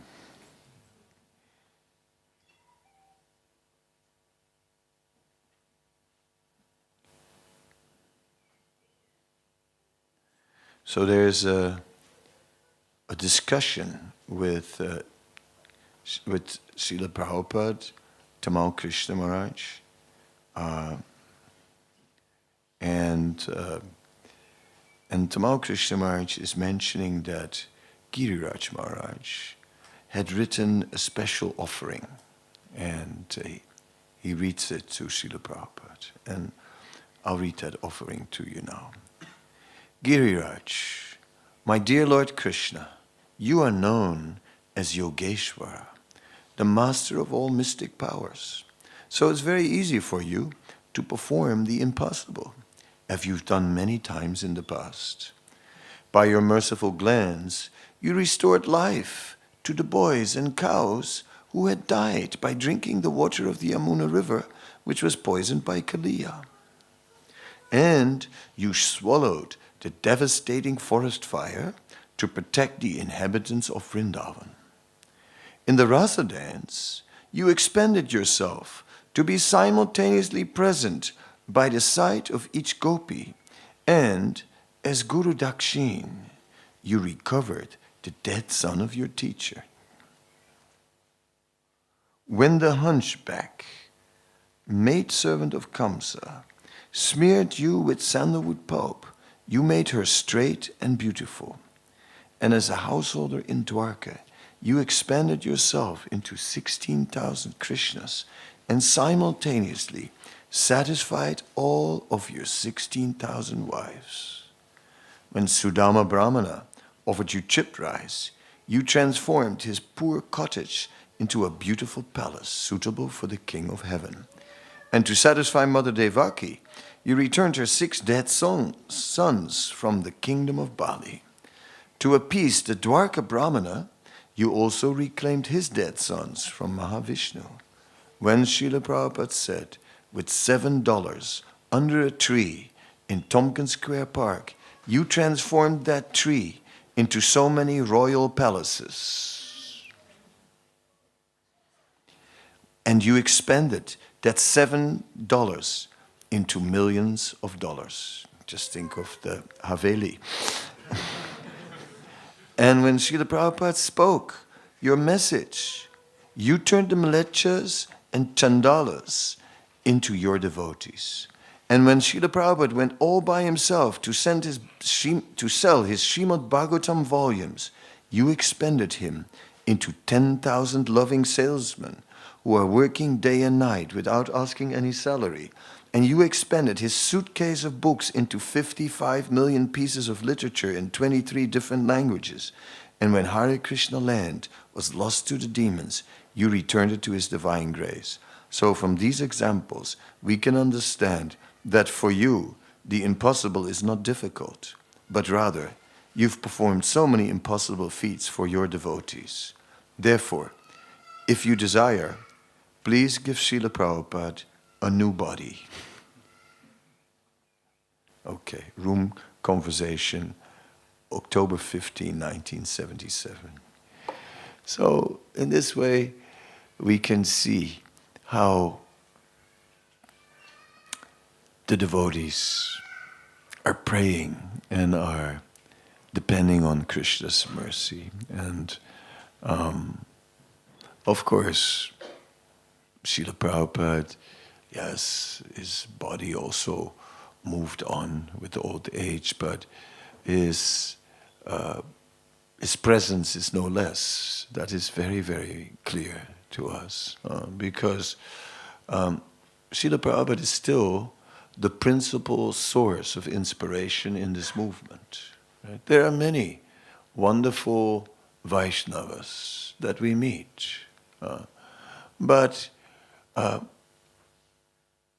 in this movement, everything rests on Srila Prabhupada. And wonderful Vaishnavas become wonderful Vaishnavas by being the servant of Srila Prabhupada. Right?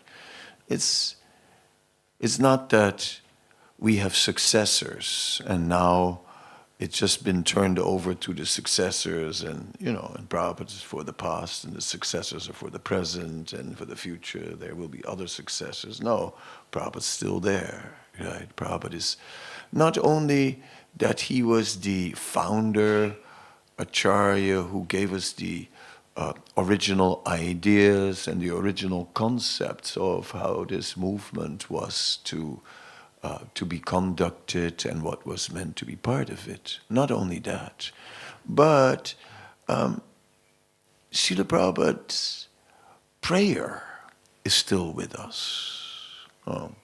Just like, the 64 rounds which we find in the Chaitanya Bhagavat, as Chaitanya Mahaprabhu was sort of saying, I will not accept any offering from anyone who is not chanting 64 rounds. Then Prabhupada brought it down to 16. So, along with his prayer. So everything went on sale that day. Oh, it's a steal, Black Friday. It was dirt cheap. It was 16 only. Yes, imagine something for 64 goes down. You pay only 25% of the original price. Where will you get it any cheaper than that? I know. In India, everyone always likes a bargain. In the manor also. Yes. So when the opportunity is there, yes. So 16, but the same goods. Faithfully 16 rounds, 4 regulator principles, and back to Godhead this lifetime. So he sold the original goods for a quarter of the price. You see, that still stands today. That price established by Srila Prabhupada is still there. That's still, so it's dirt cheap for such a price to go back to Godhead. That's not a small thing. And that for only 16 rounds, 4 regulated principles. Very easy. Yes, so in this way we are appreciating the wonderful, the wonderful gift of Srila Prabhupada. And what he did. It said that one should work for the benefit of all other people. Now that's exactly what we see. We can't see that Prabhupada did anything for himself. Somehow or other, this Bhaktivedanta Manor is such a place which has a great focus on Srila Prabhupada because of his presence here. We know that he was sitting there, and now sitting there in the form of his murti. We know he was sitting on the lawn. We know. We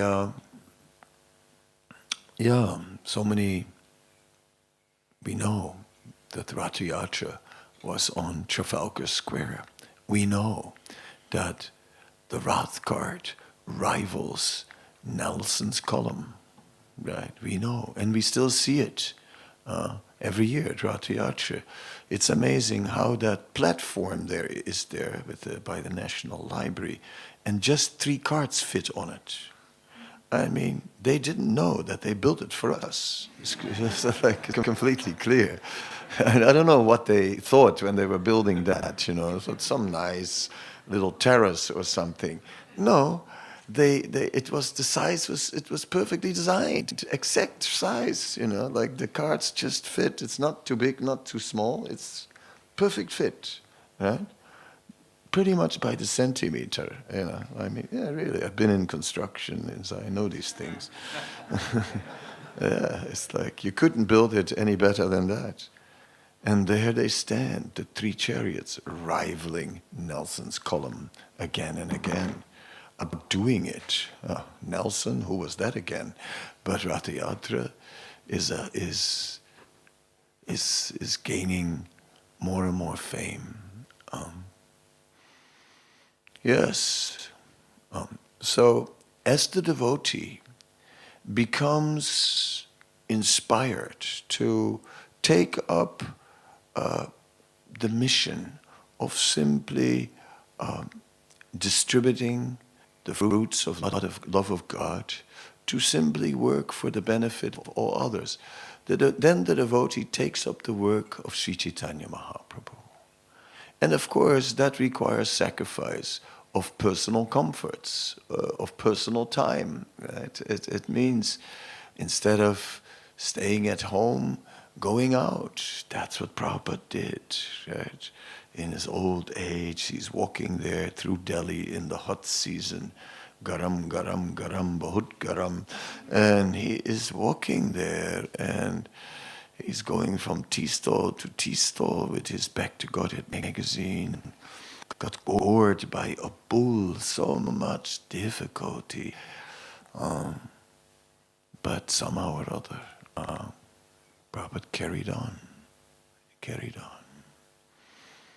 So, yes, he took the austerity, came across the ocean, not so easy on a ship. Now it's a flight. Flight is very tiring, isn't it? Yes, I also think so. All the way by flight. But in old age, you want to go on a ship over the Atlantic.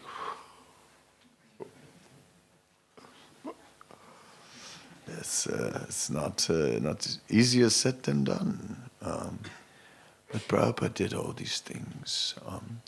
So he put his own comfort aside, he put his own privacy aside for the welfare of others. This is something that he showed, that he taught, and that he asked us to do. That's really what it was. He asked us to do also the same thing. He asked his followers to do the same thing. So yes, now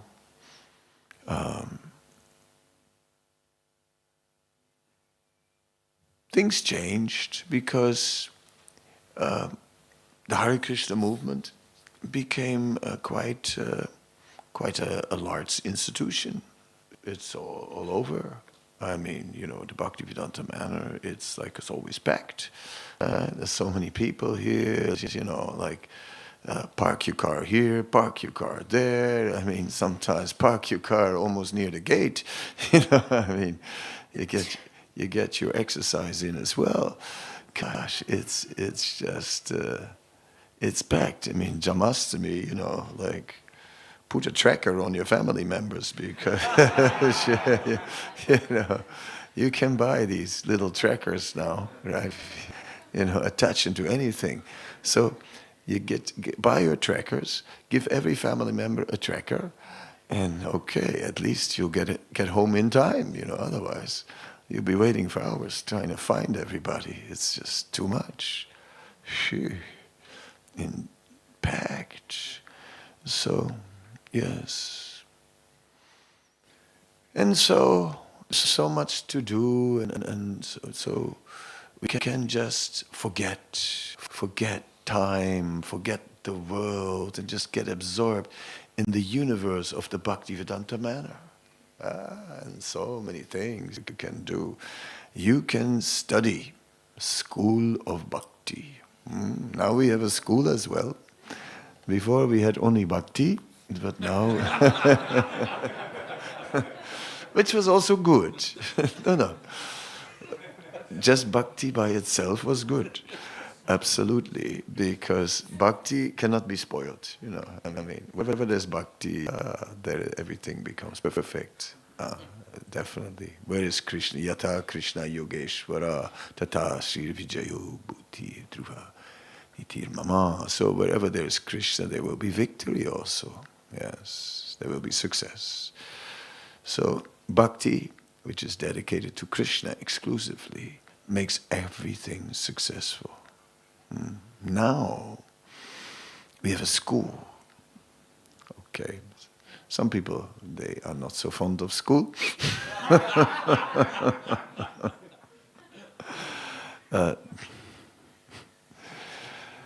But others love it. They love it They bring pens and pencils and sharpeners and notepads and they bring rulers, they have 4-color pens, tablets and computers and their phone is recording everything. Oh, school ecstasy. We are learning Bhakti, the school of Bhakti. Yes, this is very nice. It is very nice. The school of Bhakti is part of Sri Chaitanya Mahaprabhu's plan. Right? He comes up with the school of Bhakti. There are others also, there's definitely place for the rebels as well. Don't worry, rebels. But why not? Why not learn from those who have already gone the path before? That makes sense. It makes sense to take advantage of others, of the work they did.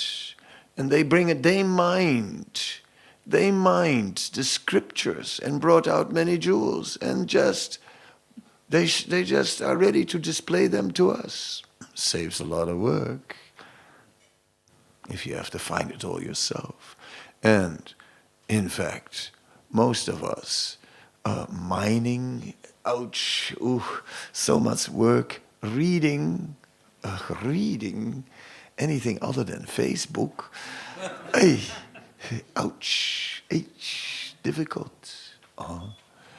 We're out of. You see this this little cartoon, and there's a boy, and he says, "Look what I got from my grandfather." He says, "What is it?" Far out. What is it? A book, he says. His friend says, "How do you turn it on?" It's like, it's come to that. Right? We books. Here's Srila Prabhupada's books. Okay, I have to read Srila Prabhupada's books. I was like, yeah.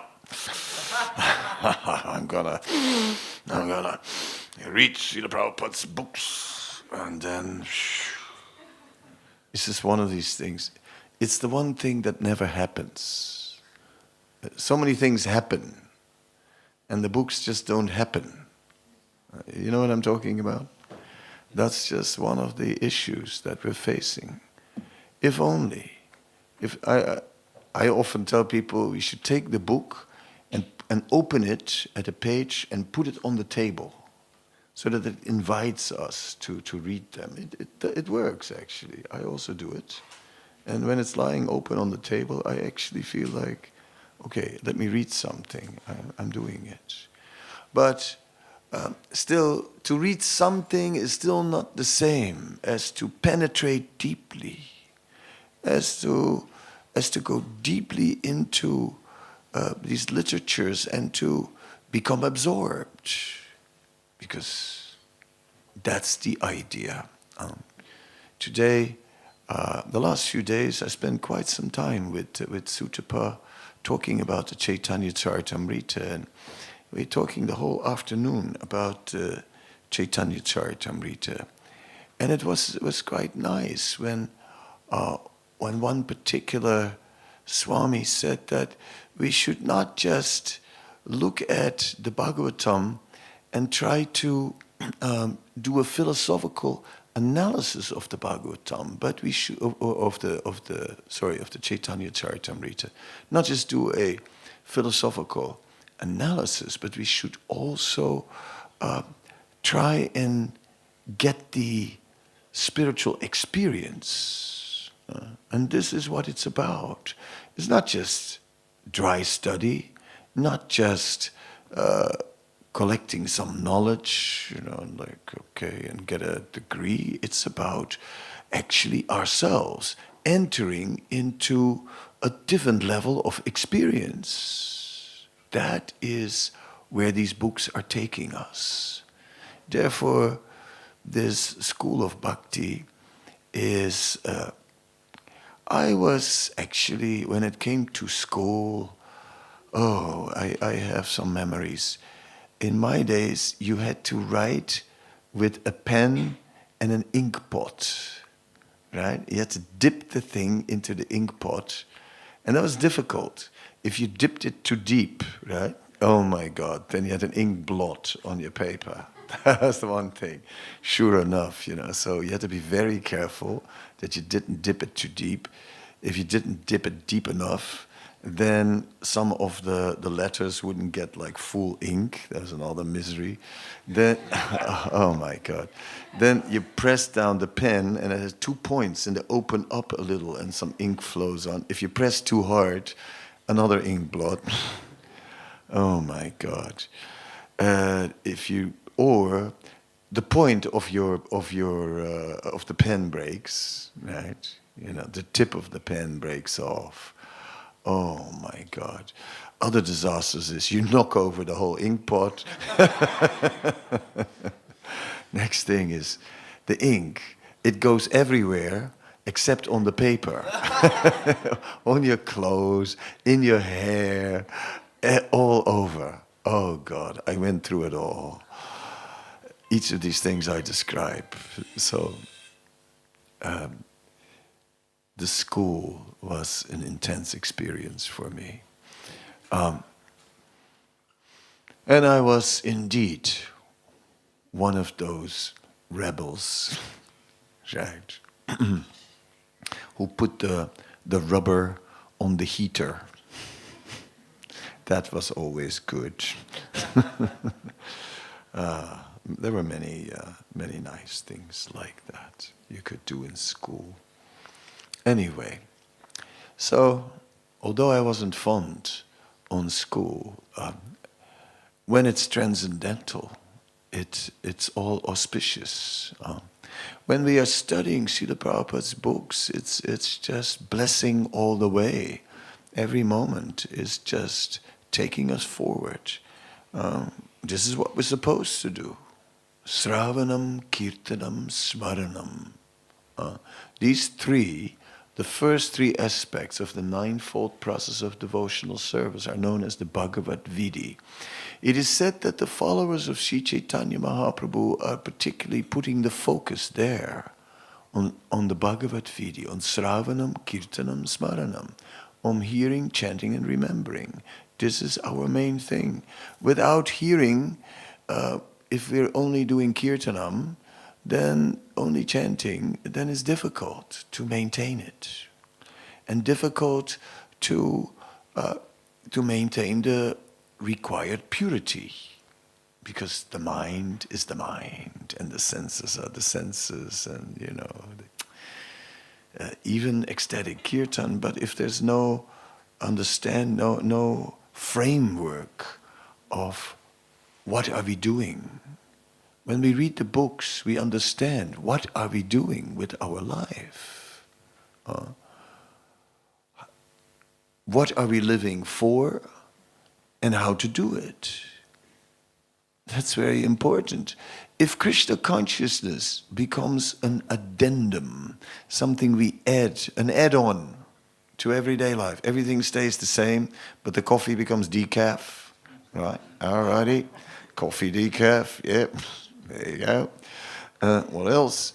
All right, and the beer becomes alcohol-free. Right, okay. Very healthy, and you can drive still. Good stuff. Yep. There you go. You son of a gun, Harry Bowl. Hey.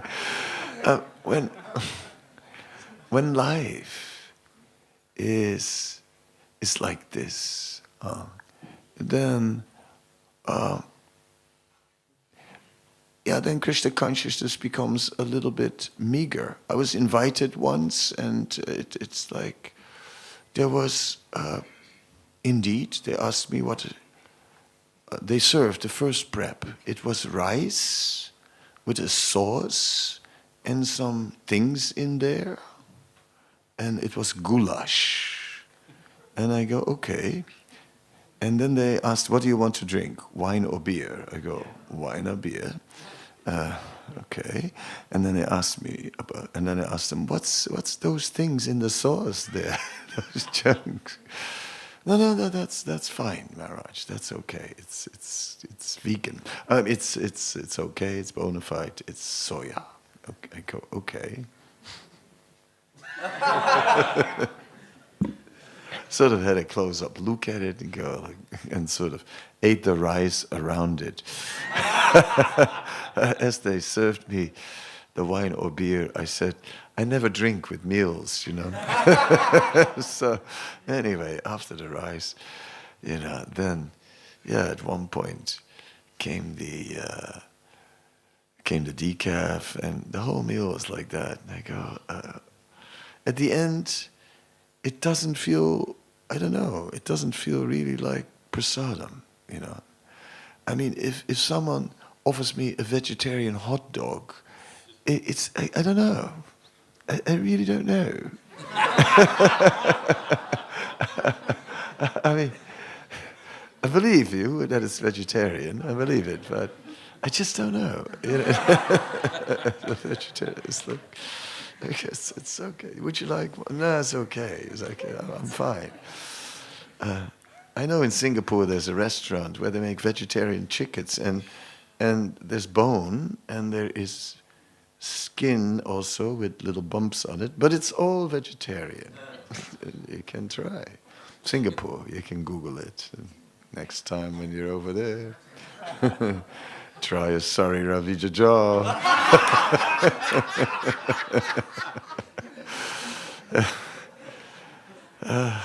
Gosh. But I don't know. I don't know about such things, really. It's so nice to enter into the Chaitanya Charitamrita. And there's whole sections in the Chaitanya Charitamrita about the preparations that Lord Chaitanya eats, right? And then you can actually, when you're in Mayapur, they actually serve those preparations. They know how to cook them, they actually serve them, and it's just so, I mean, to eat that, you feel I'm in the spiritual world right now. And with every bite, you kind of like feel like, whoa, I'm there, And the hey lunches suck, yes, increases love of God. Yes, I'll take a bit of that. Yes, like this, we are relishing. So to deeply absorb ourselves, not only in knowledge, but also in the culture. And, Vrindavan is not only where Krishna lives, Vrindavan, land of Krishna, welcome. Yes, very nice. Vrindavan's not only where Krishna lives, but Vrindavan is also a lifestyle. Of course, not exactly the modern Vrindavan.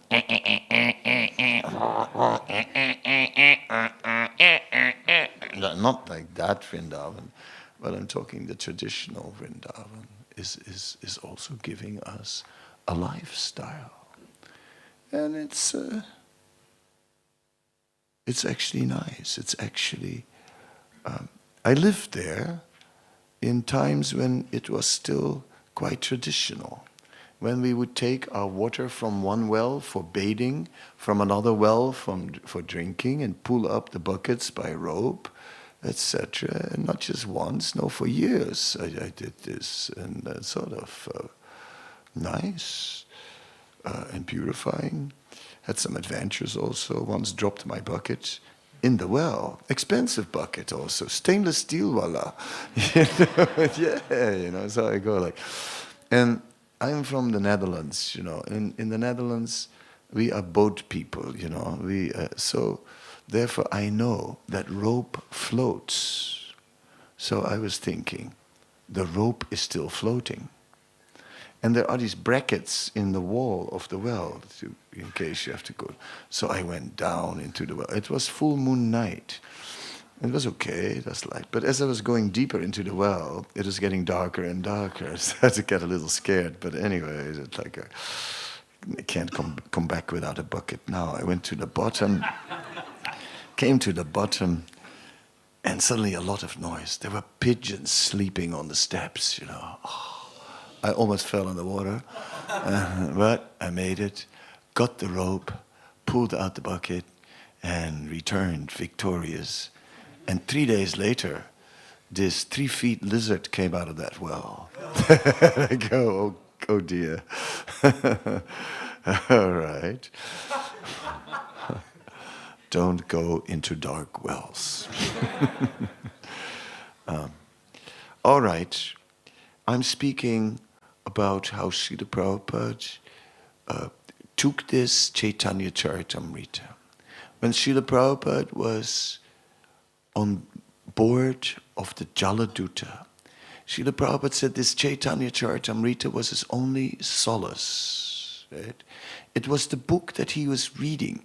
It was the book that he was living. He was living it. He was not just reading it.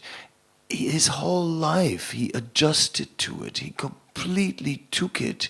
He was the personification of it. Right? That is how we read the books.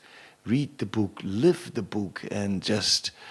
so that is what School of Bhakti can do for us and can change our lives.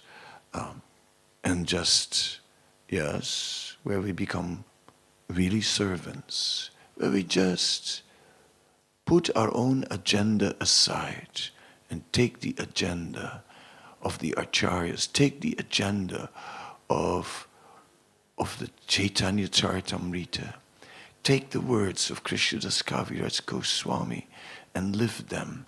And here in this chapter, we're speaking about distributing the knowledge. In other chapters, we are also involved in tasting the chanting of the holy name, Tunda Tanda Vini, how the holy name is just dancing on the tongue, right? And that we want millions of tongues and millions of ears. All these kind of deep meditations are there. Yes, we don't exactly feel it like that, but some verses are showing us where to go, where it's all leading to. Give us a vision. It all begins with vision. If you have no vision, then you just live on automatic pilot, and that's basically sheep life. Right? Sheep live on automatic pilot. You know, where to go? You follow the sound of the other sheep that is so it's the whole herd together. Everyone makes those sounds.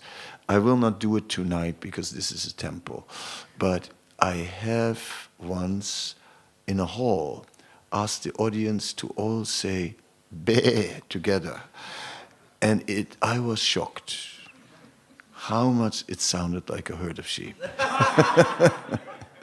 It was so authentic that, I was blown out by it. Although I had to, it was just some workshop, but although I had the creative idea myself to make people do it, when they actually did it, it shocked me. Because it sounded so much like a herd of sheep that I realized, my God, is that what we are? Food for thought. So, the real point that I want to make is, let us somehow or other study the books and implement them in our lives, and take advantage of the experience of devotees who have gone there before us and who have assimilated more than we have, so that we can very quickly assimilate, and also with a proper understanding. Because, sometimes I have my poetic moments, and one time I was getting poetic and I wrote something called that hearing is the oil of the lamp of chanting. Right? So there is truth in that, because it's the fuel that once I'll give you one example and then I'm going to stop for questions because it's getting late already, what to do. But just a little experience from my own life. As before Krishna consciousness, I was into music. Somehow or other I encountered a musician who was doing a workshop based on ragas. So we're doing ragas, and then he said we did mantras, and then we chanted Hare Krishna. Right? Now, I had no concept. I didn't know. I didn't think, Bansriwala. Right? As soon as I say Krishna, some of you are going Bansriwala. And, and some of the ladies start to do their Bharatanatyam flute, and so on. Yellow dhoti, lotus eye, peacock feather, and the whole thing. We immediately visualize Krishna as soon as I just say Krishna. And you could do that also, meditation. Close your eyes, Krishna. Now think. And then describe to your neighbor what you just saw. Well, that would be interesting part of the workshop. Yes, we visualize. At that time, I did not visualize. And why do we visualize? Because we heard, because of hearing. We heard about Krishna. And because we heard about Krishna, we visualize Krishna now in a different way. And the more we hear about Krishna, the more we visualize Krishna. So by hearing more and more from these transcendental literatures, we'll be able to see Krishna more and more. Then it becomes much more fun to chant. Attentive chanting, how do you do it? It's impossible. This mantra is more slippery than a bar of soap. Hare Krishna, Hare Krishna, try to catch it, and it's like very hard. But if we are chanting, and we actually think of Krishna, and we appreciate so much, because we heard so much, automatically the chanting becomes more inspired. So that hearing is nourishing our chanting. It makes it possible. It makes it all possible to chant. Otherwise, it's hard to chant. I don't know how you experience it, but it's hard to chant. But hearing brings inspiration to the chanting. And then naturally our remembrance becomes deeper, our meditation grows deeper, and as a result, that's called Krishna consciousness. Jeez, we're becoming Krishna conscious. I'm thinking of Krishna. Don't know what's wrong with me. But I'm thinking of Krishna these days. Yes. And so it happened. Dear devotees, once upon a time, someone read a book, and so many things came from that. It's quite amazing. We were talking about Bangladesh. I took a group of devotees, including Sutapa, to Bangladesh, and we went into it. We went to remote places. We went over rivers. We went over bumpy terrain in awkward vehicles. We came to places where there was no sign of civilization, no electricity wires, no telephone towers, no chimneys, no factories, absolutely nothing. We were there, very close to the birthplace of Advaita Acharya. Very interesting. There were lots of mosquitoes, and there were not enough mosquito nets, and two men had to sleep under one net. And I remember that two guys, in the middle of the night, a rat came inside the net. So it was very exciting and very transcendental. And all that we did simply because we read the Chaitanya Charitamrita.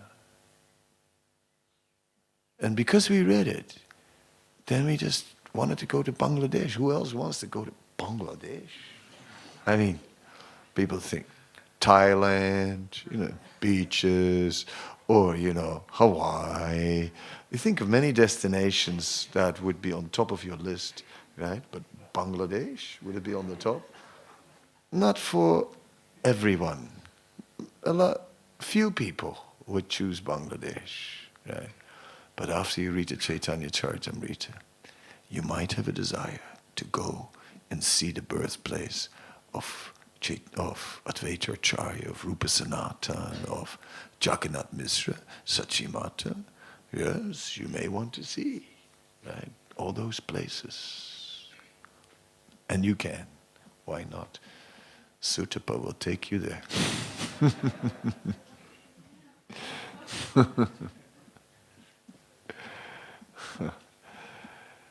Let's see if I'll go and if I can, if the bones allow it, we'll go.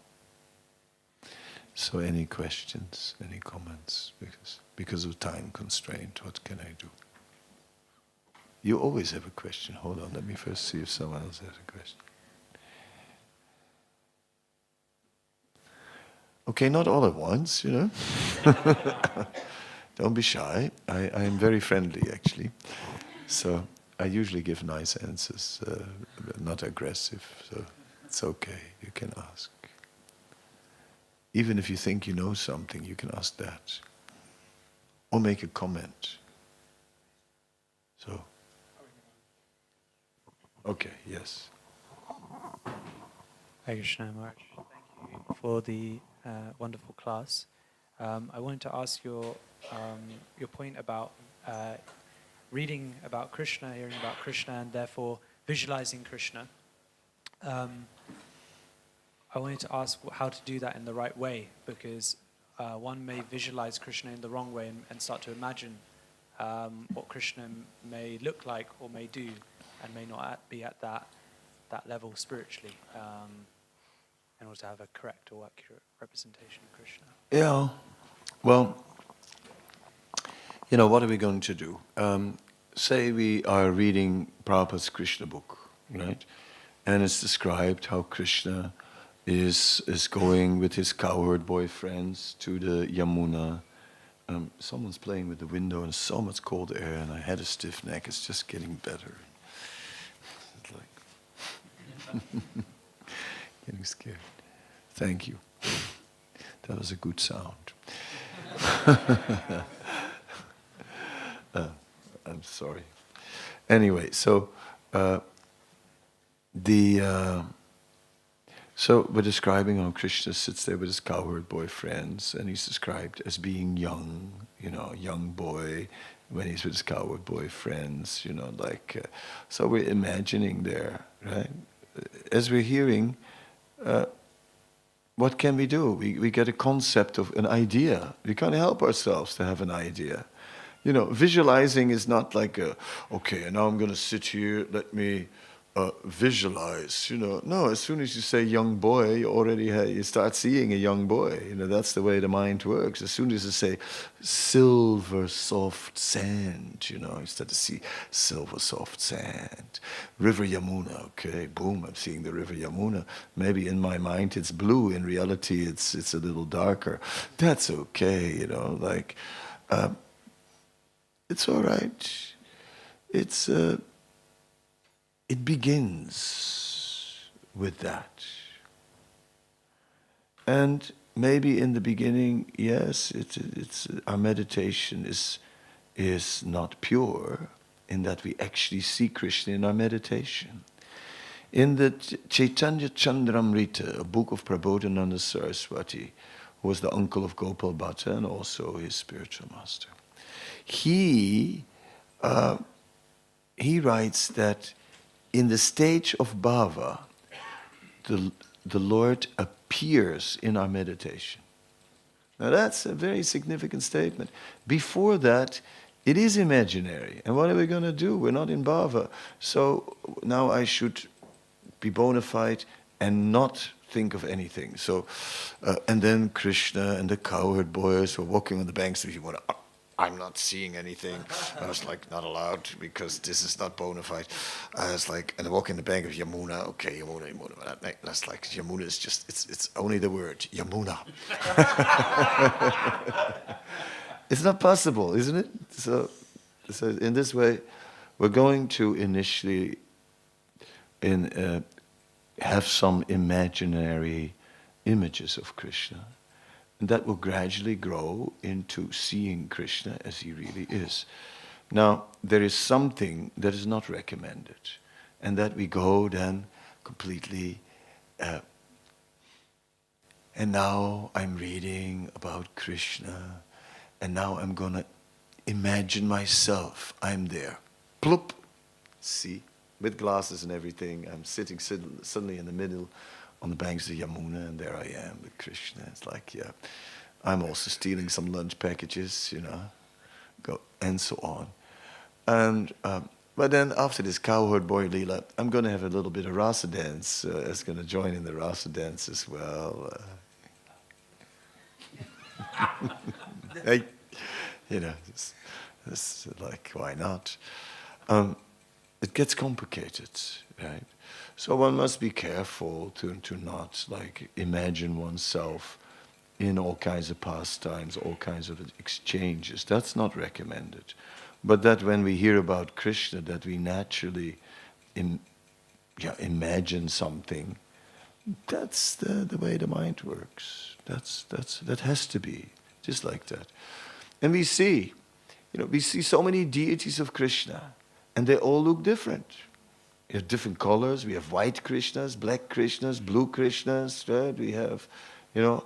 We have skinny Krishnas. We have, some healthy Krishnas. Like in Mumbai, in Juhu, Krishna looks healthy. In Vrindavan, Shyamasundar looks, like he's keeping a diet. No, like this, different forms. Now, are we going to do like a thing,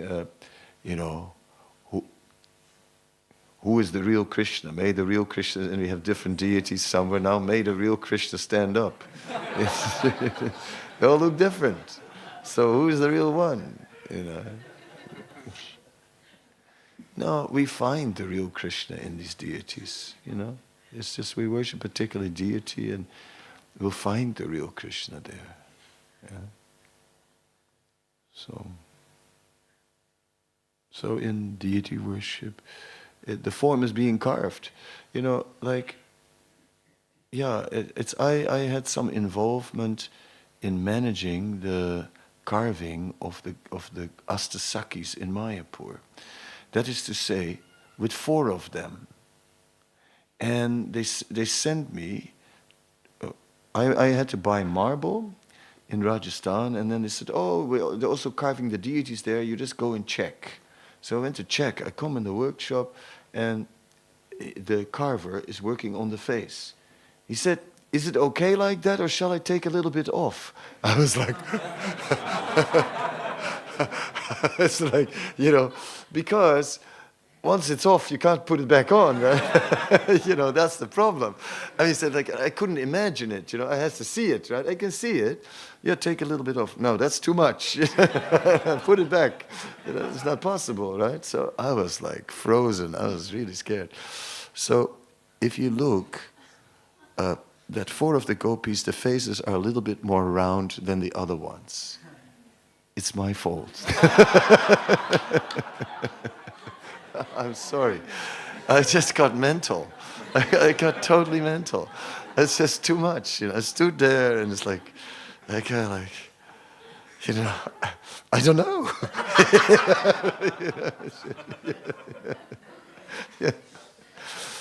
Yeah, I don't know. It's like, so it's not always so easy to get the right form, It's like, I should have just, of course, prayed to Krishna, please reveal to me the form of the Astasakis, and then visualize it and say to the carver, no, a little bit like this, a little bit there, But that didn't happen to me. I just stood there. Yeah. Hare Krishna. Okay, Rasika Rai.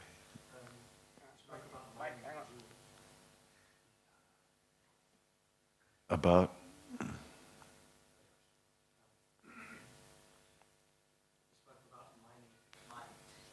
mining the scriptures. Yeah, that's right. What does it mean to really mine the scriptures for Jules? What should our approach be?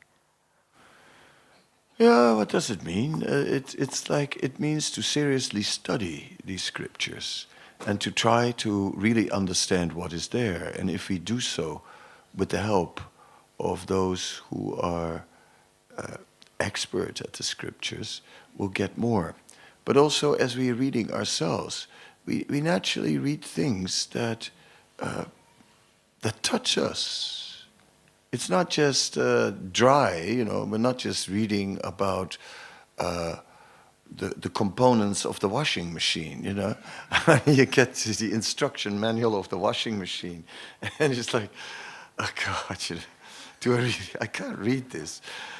And it's like, you get a book this fat with that thing, right? And it's like, oh God, right? I mean, that's unreadable, right? It's an unreadable book. They just give it to you so that they can blame you if you break it. You're like, say. But this is something else. This is just.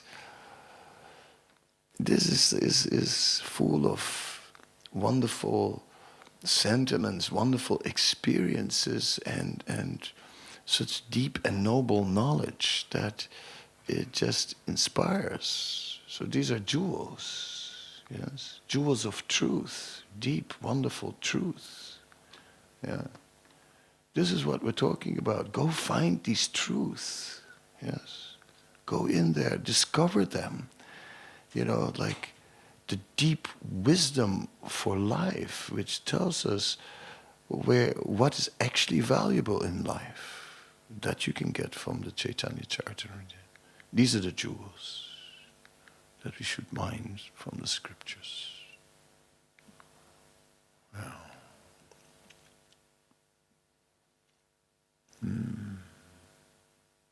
Yes, okay, I see hands, but I don't. Can I see someone who tells me when I have to stop? Yeah. Okay. Yes. All right. Go ahead. Thank you, Maharaj. Chaitanya Mahaprabhu is the most recent appearance of Krishna.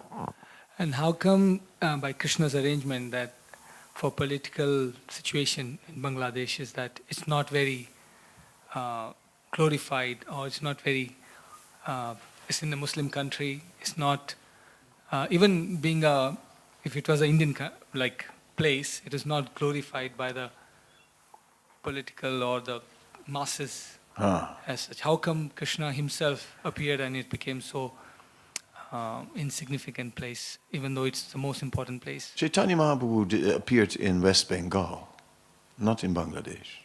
He appeared in Sridhar Mayapur. Right? It's 20 kilometers from the Bangladesh borders. It's well within the Indian borders. Eh? Okay, let's get that clear to begin with.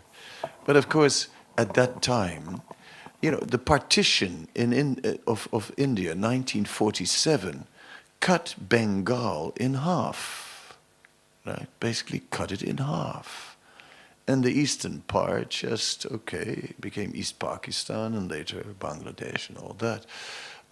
With that, the cultural heritage of Sri Chaitanya Mahaprabhu became covered and forgotten to an extent. Right?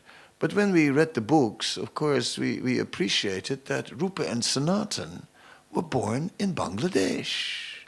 And we go like, like Narottam Das Thakur, he jumped into the river and got Krishna Prem. And that place is known as Prem Tali. And, there might be still some left in that river.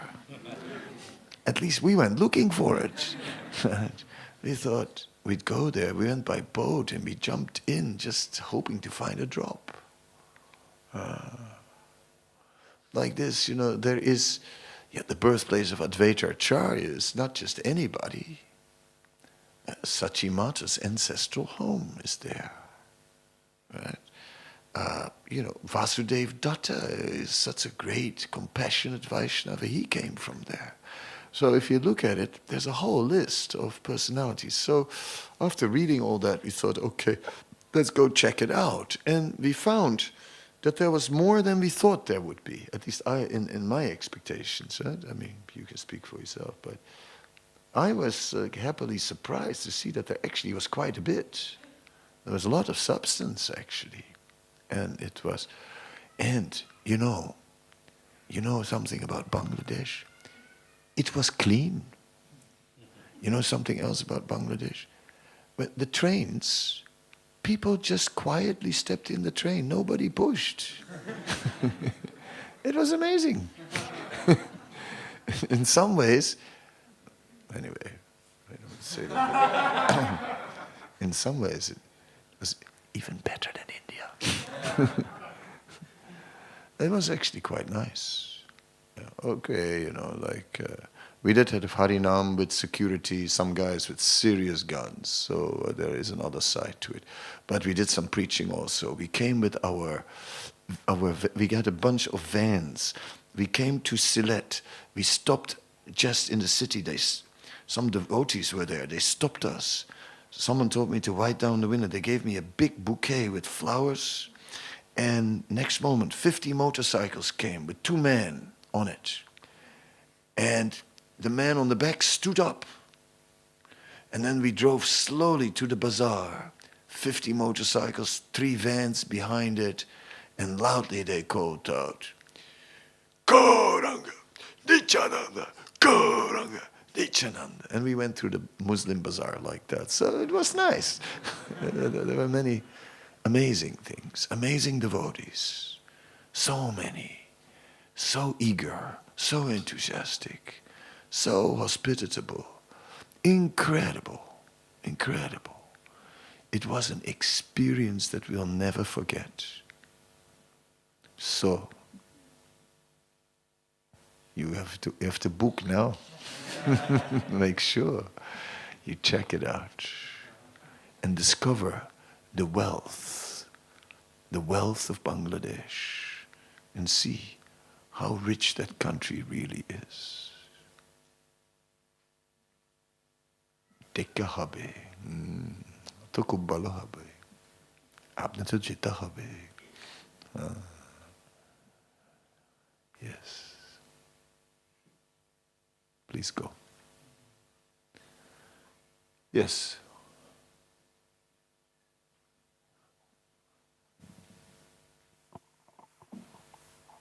Haribol, thank you for your lovely, inspiring talk, Gatha. My question is that on a day-to-day basis in the material world, when I'm at work, etc., I'm very jovial, very humorous, very fun. But actually, when I'm reading and I'm in my spiritual zone and I'm on my journey, I become very serious. Yeah. I don't think it's a joke, so I become very serious. But yeah. I've heard you today, and you've got a great balance of humor and also getting the message across. So am I wrong in being very serious when I'm trying to learn because I think it's part of my life and try to change it or do it better, and I'm very serious. But you've got a great balance of humor and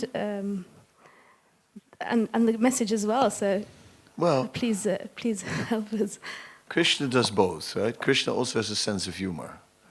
I mean, Krishna jokes, which I think is great. God has a sense of humor. Thank God.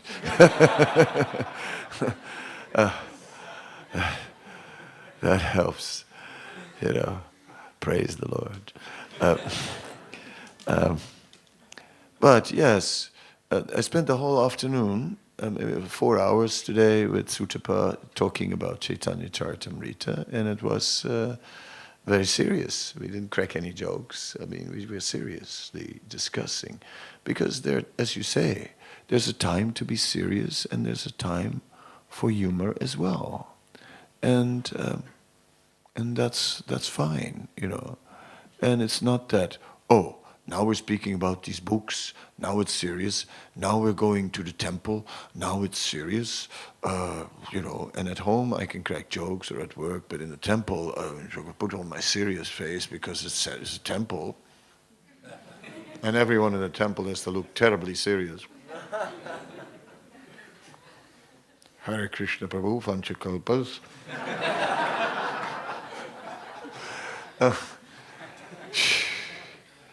No. We can also have some fun. But we have, underlying it all, we have serious objectives. We want to go back to Godhead, and we're serious about that. My point is, be serious about serious things. That's serious enough. Just be serious about serious things. You don't have to be any more serious than that. Yes. Hare Krishna. Yes, sir. Oh, Mike is coming. And you, yes. Hare Krishna, dear Maharaj, please accept my humble obeisances. Mine too. I just would. I quite like the book Narayana Bhakti Sutras at the moment. Could you just? Is this a book that you like? Yes, sure. It's a book that Srila Prabhupada liked. So it's an important book. The Bhakti Sutras from Narada are the foundation of the nectar of devotion, the Pancharatra. So it plays it plays an important. Narada collected particular instructions on bhakti from various sources, right, from the Pancharatra. So it is very useful for us to study those books. The Chaitanya Charitamrita, though, is particularly the book that provides us with our identity. It is the book that provides us with an identity. See, if you stand in the middle of the Pandavas, right, then you kind of look a little out of place, like Bhima is stronger than 10,000 elephants. That's serious, right? I mean, think about it, I mean, one elephant is already tough for us, but 10,000 is quite a number. So Bhima is just superhuman. Arjuna goes up into the sky, and he can do all kinds of things. So the Pandavas are almost, although they are real, but in terms of their qualification, they're almost mythological, superhuman. Chaitanya Charitamrita, we deal with devotees who are, dressing like we do, who are kind of, in many ways, practicing like we do, who show strength, weakness, like we do. It's much closer in terms of they are following the sadhana that we are following. They're chanting Hare Krishna, right, on japa and all these things. So in the Chaitanya Charitamrita we find the movement that we are part of. And whereas we're looking back to the era of the Pandavas and so on, then culturally there's a little disconnect with what was going on there. So Chaitanya Charitamrita immediately gives us a very realistic way of life. Yeah, it gives us an identity. What does it mean to be a Gaudiya Vaishnava? We find an identity there. Yes.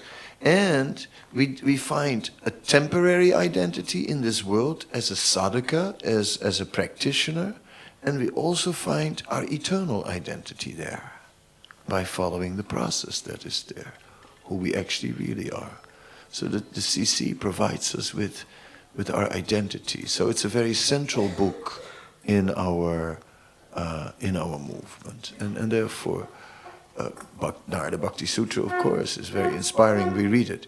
But we do want to also read the CC. We cannot leave it untouched. We must read it to understand who we are actually. What are we part of? What are we actually doing? Who am I? Read the CC. Shri Radha Gokulananda ki jai, Shri Sitaram Lakshman Hanuman ki jai, Shri Goinitai ki jai, Gaura Bhaktivedanta ki jai. Thank you very much and for being with us this evening. The evening has already passed. I could have gone longer, but everything is bound by time. So we will meet again on the next occasion. Thank you very, very much. Srila Prabhupada ki jai. His Holiness Kanana Swami Maharaj ki. So thank you very much everyone for attending. We are about to commence our Aarti. Can we please give 3 loud Haribols for Maharaj? Haribol! Haribol! Haribol! His Holiness Kanana Maharaj ki. So thank you, Maharaj, for coming and gracing us with your presence. Maharaj is very busy with a very busy schedule. And thank you for gracing, I think this is the first School of Bhakti official event that you've done with us. I'm sure this will be first of many. And yeah, we definitely like to have Maharaj more and more give us his nectar, as Maharaj said. Maharaj, in one sense, has given us an injunction in School of Bhakti to try and inspire all of us to live the CC. That could be one of our aims in School of Bhakti, one of our visions. Thank you so much, Maharaj. And just so you know, 2 things. Maharaj is going to be back again with us at the Manor on Saturday morning to give a special exclusive class on the disappearance day of a great saint in our ISKCON movement, His Grace Jayadev Prabhu. Haribol. Haribol. Oh, sorry, Jayananda Prabhu. Sorry, Jayananda Prabhu. My apologies. Jayananda Prabhu. Yes. Jayananda. Rath Yatra. Yeah, great history there. Also, after today, outside there's also a book table there where you can actually see a lot of Maharaj's books, purchase Maharaj's books. They're wonderful nectar. And also, I believe there is some Maharaj's CDs there. Maharaj, as you know, is an amazing kirtaneer as well. So yeah, please do check out the book table afterwards. Thank you very much. Hare Krishna. Hare Krishna. Okay, you want kirtan? Someone do kirtan? Okay. I'd rather go to do kirtan. Yeah. Jai Shri Radha Gokulananda ki. Sitaram Lakshman Hanuman ji ki. Shri Shri Gaunitai ki.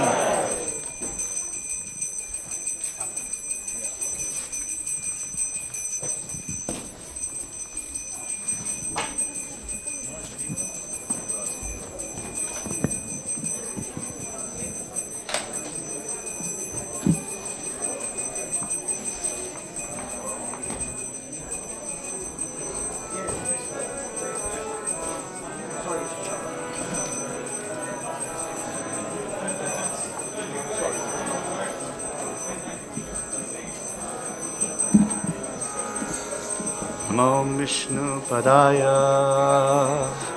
Krishna Pristaya Bhutale Srimate Bhaktivedanta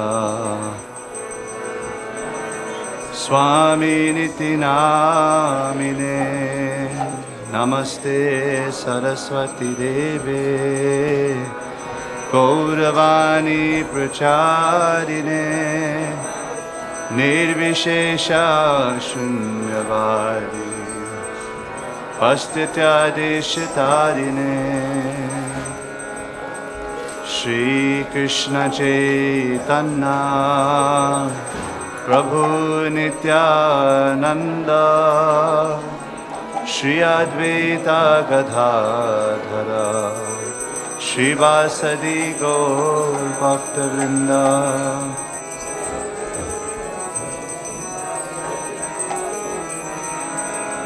Hare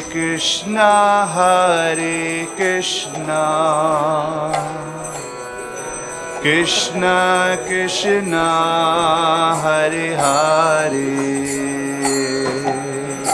Hare Rama, Rama Rama, Hare Hare.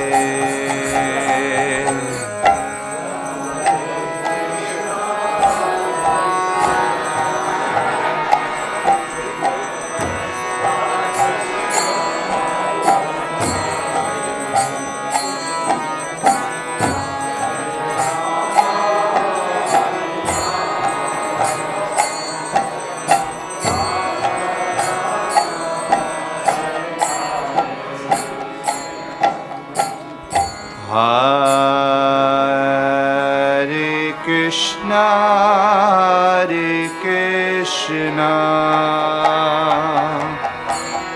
Krishna Krishna, Hare Hare, Hare Rama,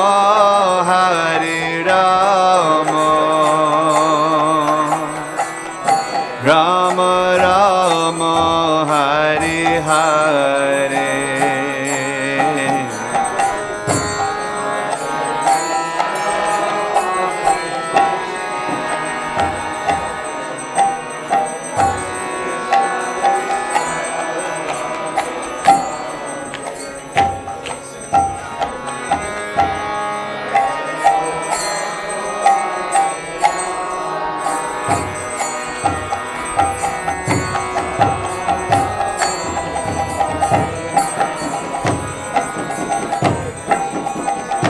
Hare Krishna,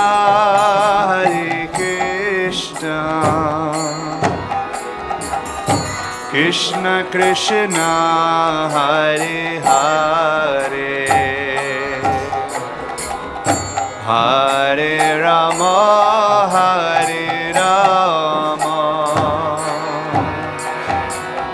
Rama Rama, Hare Hare.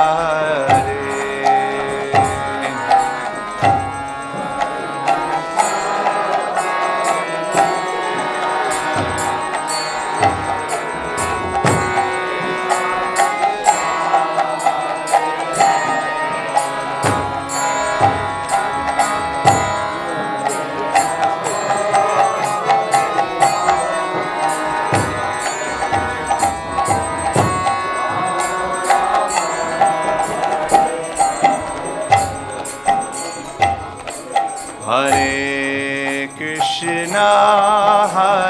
Krishna, Krishna Krishna, Hare Hare, Hare Rama,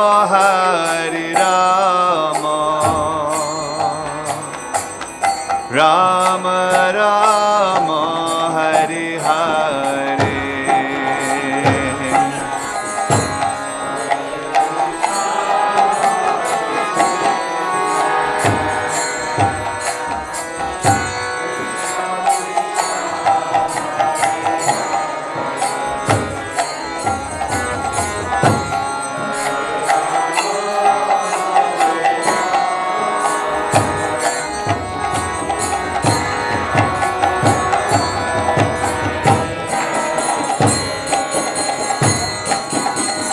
Hare Krishna,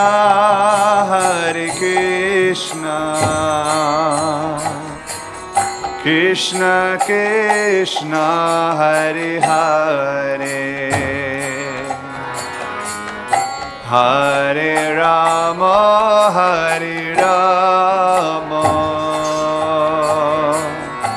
Rama Rama, Hare Hare.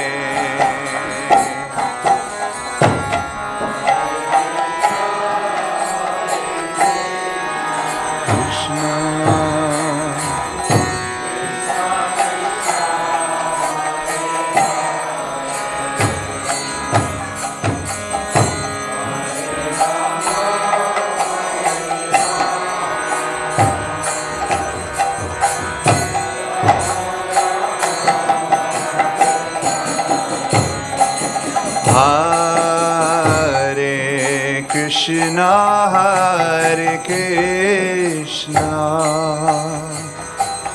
Krishna Krishna, Hare Hare, Hare Rama, Hare Rama, Rama Rama, Hare Hare.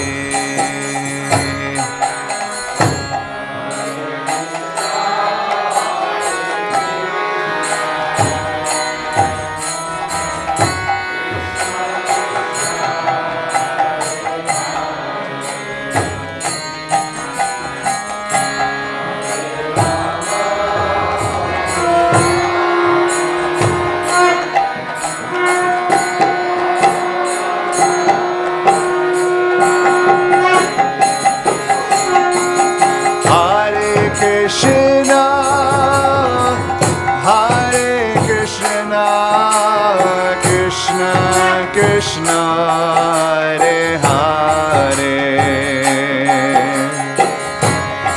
Hare Rama, Hare Rama, Rama Rama, Hare Hare.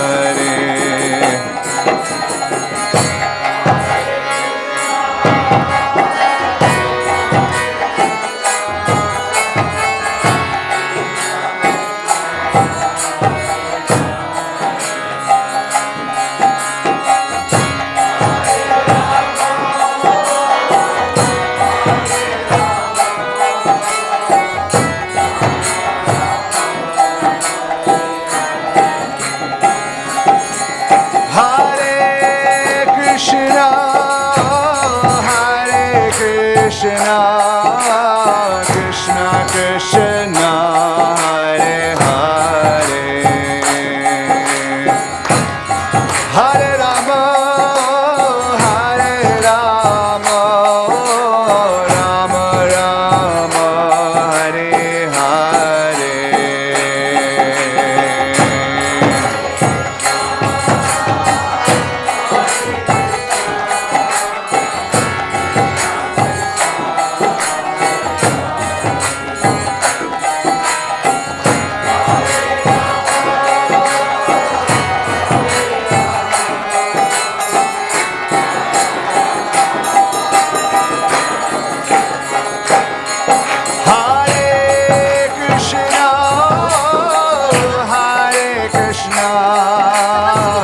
Krishna Krishna, Hare Hare, Hare Rama, Hare Rama, Rama Rama, Hare Hare. Hi Bo, hi Bo.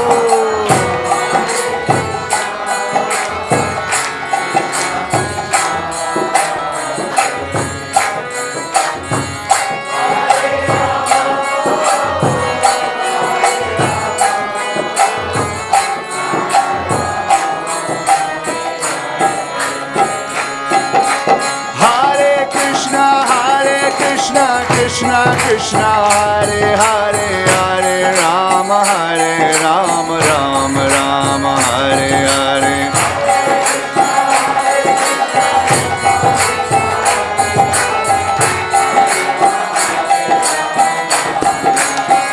Hare Krishna, Krishna Krishna, Hare Hare, Hare Rama, Hare Rama, Ram Ram, Hare Hare.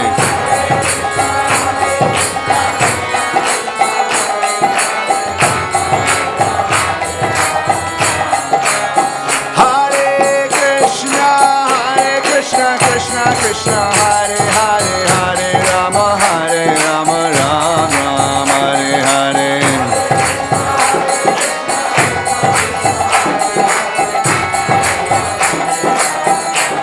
Hare Krishna, Krishna Krishna, Hare Hare, Hare Rama, Hare Rama, Ram Ram, Hare Hare.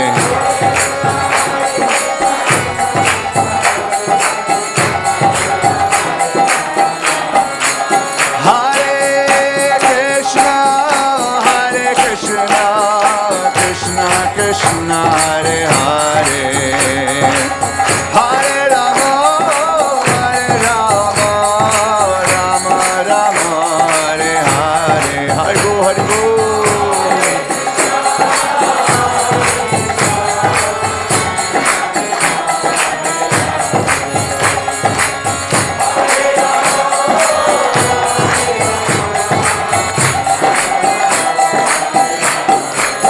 Hare Krishna Krishna Krishna Hare Hare Hare Ram Ram Ram Hare Hare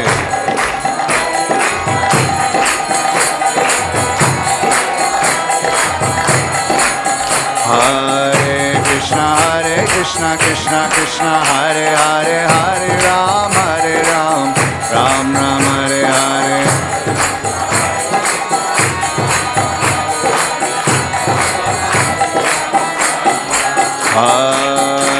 Hare Krishna Krishna Krishna Hare Hare Hare Ram Ram Ram Hare Hare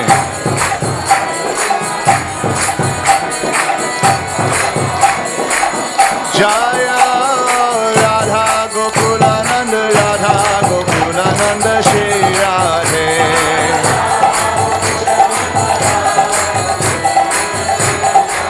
Jaya Radha Gokulananda Radha Gokulananda Shri Radhe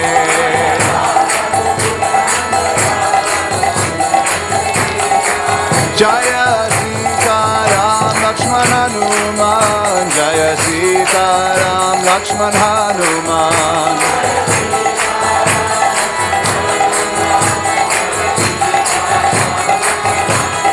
Jaya Gaurani Dai Gaurani Dai Gaurani Dai Jaya Gaurani Dai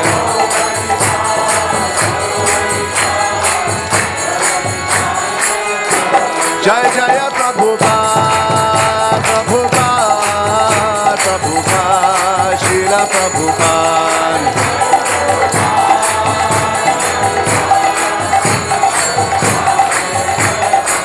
Jaya Jaya Prabhupada Prabhupada Prabhupada Srila Prabhupada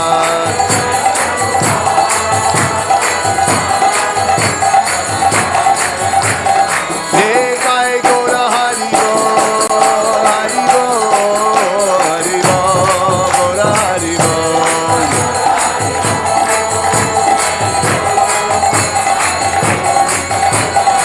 Nitai Gaura Hari Bol Hari Bol Hari Bol Gaura Hari Bol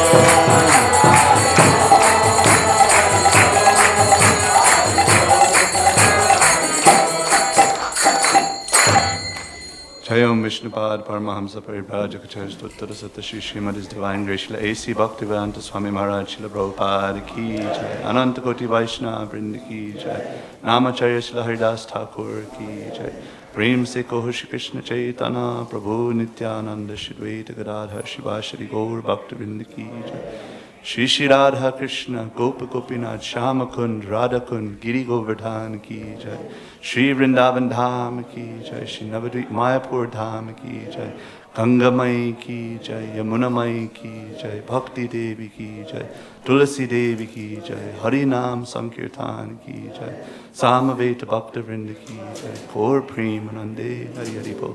O glorious to the assembled devotees Hare Krishna. O glorious to the assembled devotees Hare Krishna. O glorious to the assembled devotees, Hare Krishna. O glorious to the lotus feet of Sri Sri Guru and Sri Gauranga. Srila Prabhupada Ki Jai. Namo Vishnu Padaya Krishna Prasthaya Bhutale Srimad Bhaktivedanta Swami Name.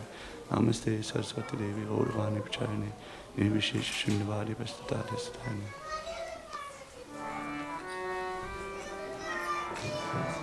Namaste Narasimhaya.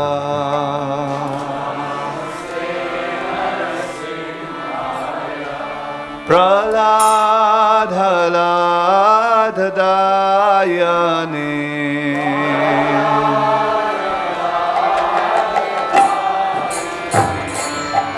Hiranyakashipurvakshaha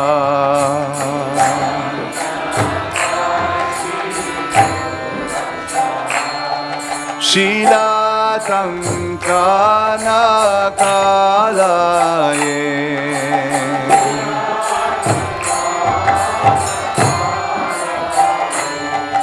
Ito Narsimha Parato Narsimha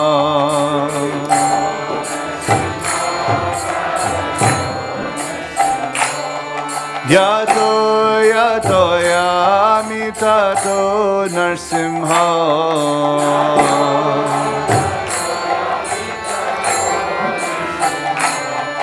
Ahir Narsimha Hidaye Narsimha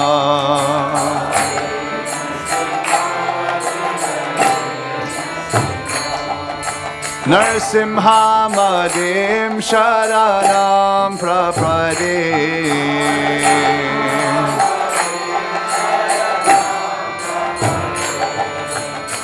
Tabakara Kamalavari Nakam Adbhuta Shingham Dalita Hiranyakashipu Tanubingham Ishabadita Narari Rupa Jai Jagadisha Hare Jai Jagadisha Hare Jai Jagadisha Hare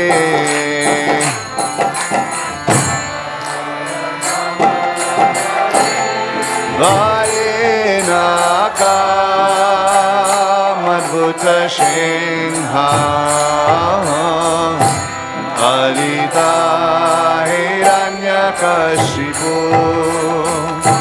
Tanubingham Ishavarita Narahari Rupa Jai Jagadisha Hare Jai Jagadisha Hare Jai Jagadisha Hare Keshavadita Narahari Rupa Jai Jagadisha Hare Jai Jagadisha Hare Jai Jagadisha Hare Keshavadita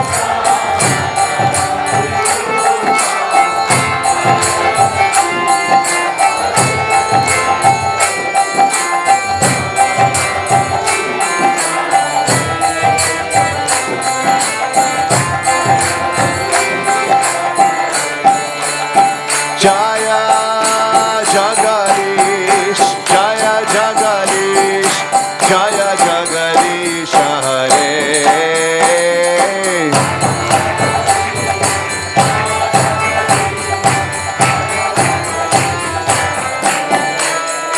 Jaya Nashim Hare, Nashim Hare, Nashim Hare, Jaya Nashim Hare.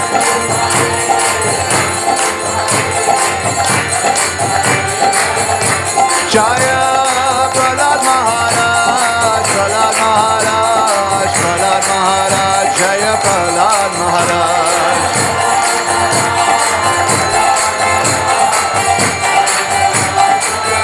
Jaya Jaya Prabhupada, Prabhupada, Prabhupada, Srila Prabhupada.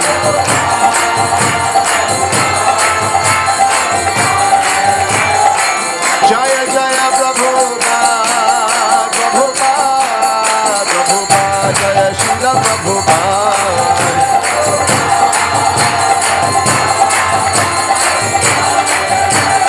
Nitai Gaur Hari Bo, Hari Bo, Hari Bo, Gaur Hari Bo.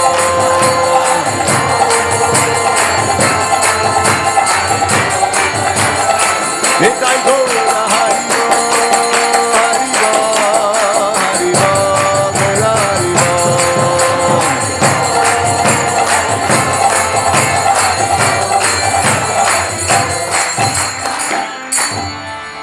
Shri Nrsimhadev Bhagavan ki jai, Srila Prahlad Maharaj ki jai, Srila Prabhupada ki. So the curtains close in 5 minutes, so we'll sing, I guess, for 5 minutes more. Jai Radha Madhava Jaya Kunja Bihari.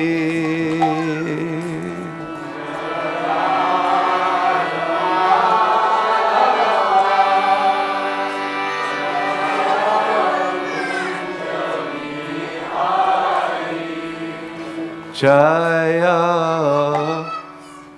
Radha Madhava Jaya Kunja Bihari.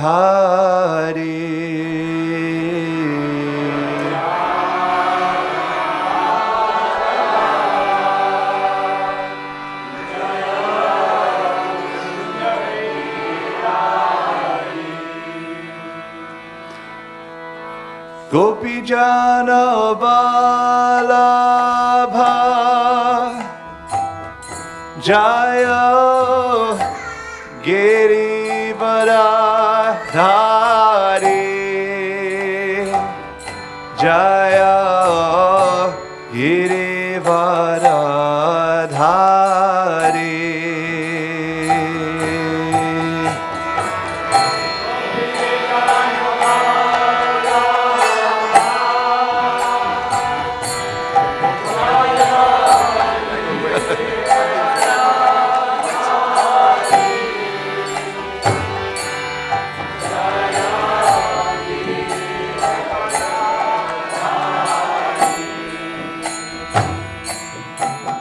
Jaya Yashodanandana Jaya Brajajanaranjana Jaya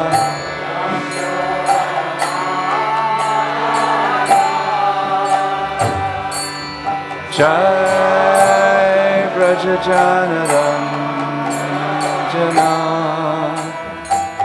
Jaya Yashodanandana Jaya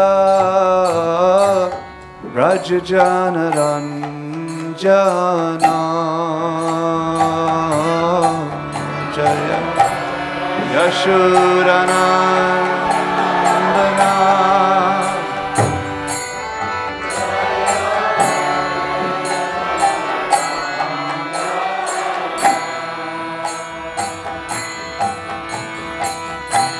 Yamuna Tira Vanachari Jaya Kunja Bihari Jaya Kunja Bihari.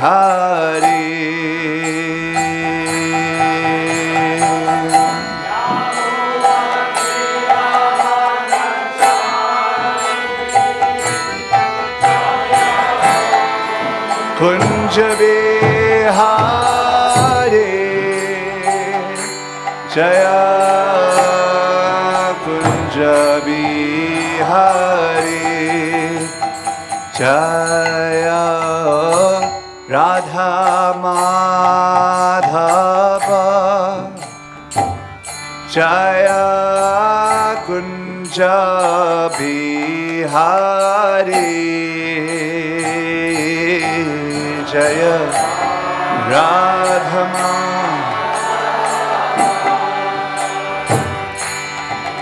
Jaya Kunja Bihari. Hare Krishna Hare Krishna Krishna Krishna Hare Hare Hare Rama Hare Rama Rama Rama Hare Hare. Please sing all together for the pleasure of the Lord.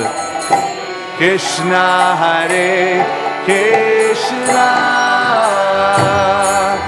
Krishna Krishna Hare Hare, Jai Shri Shri Radha Gokulananda, Hare Rama Hare Rama,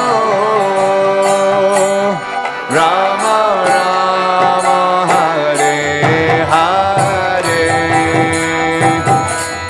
Jaya Radha Gokulananda, Radha Gokulananda Shri Radhe.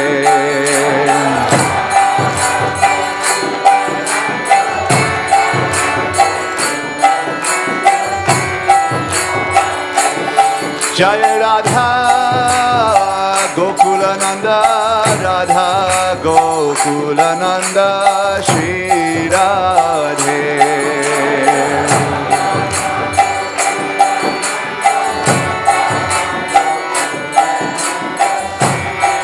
Jaya Jaya Prabhupada, Prabhupada, Prabhupada, Srila Prabhupada.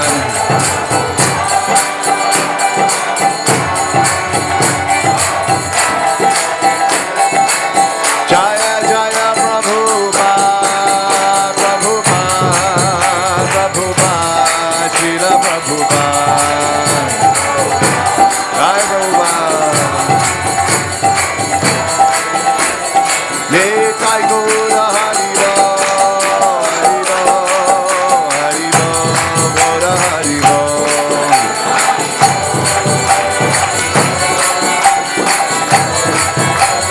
Nitai Gaura Haribo, Haribo, Haribo, Gaura Haribo.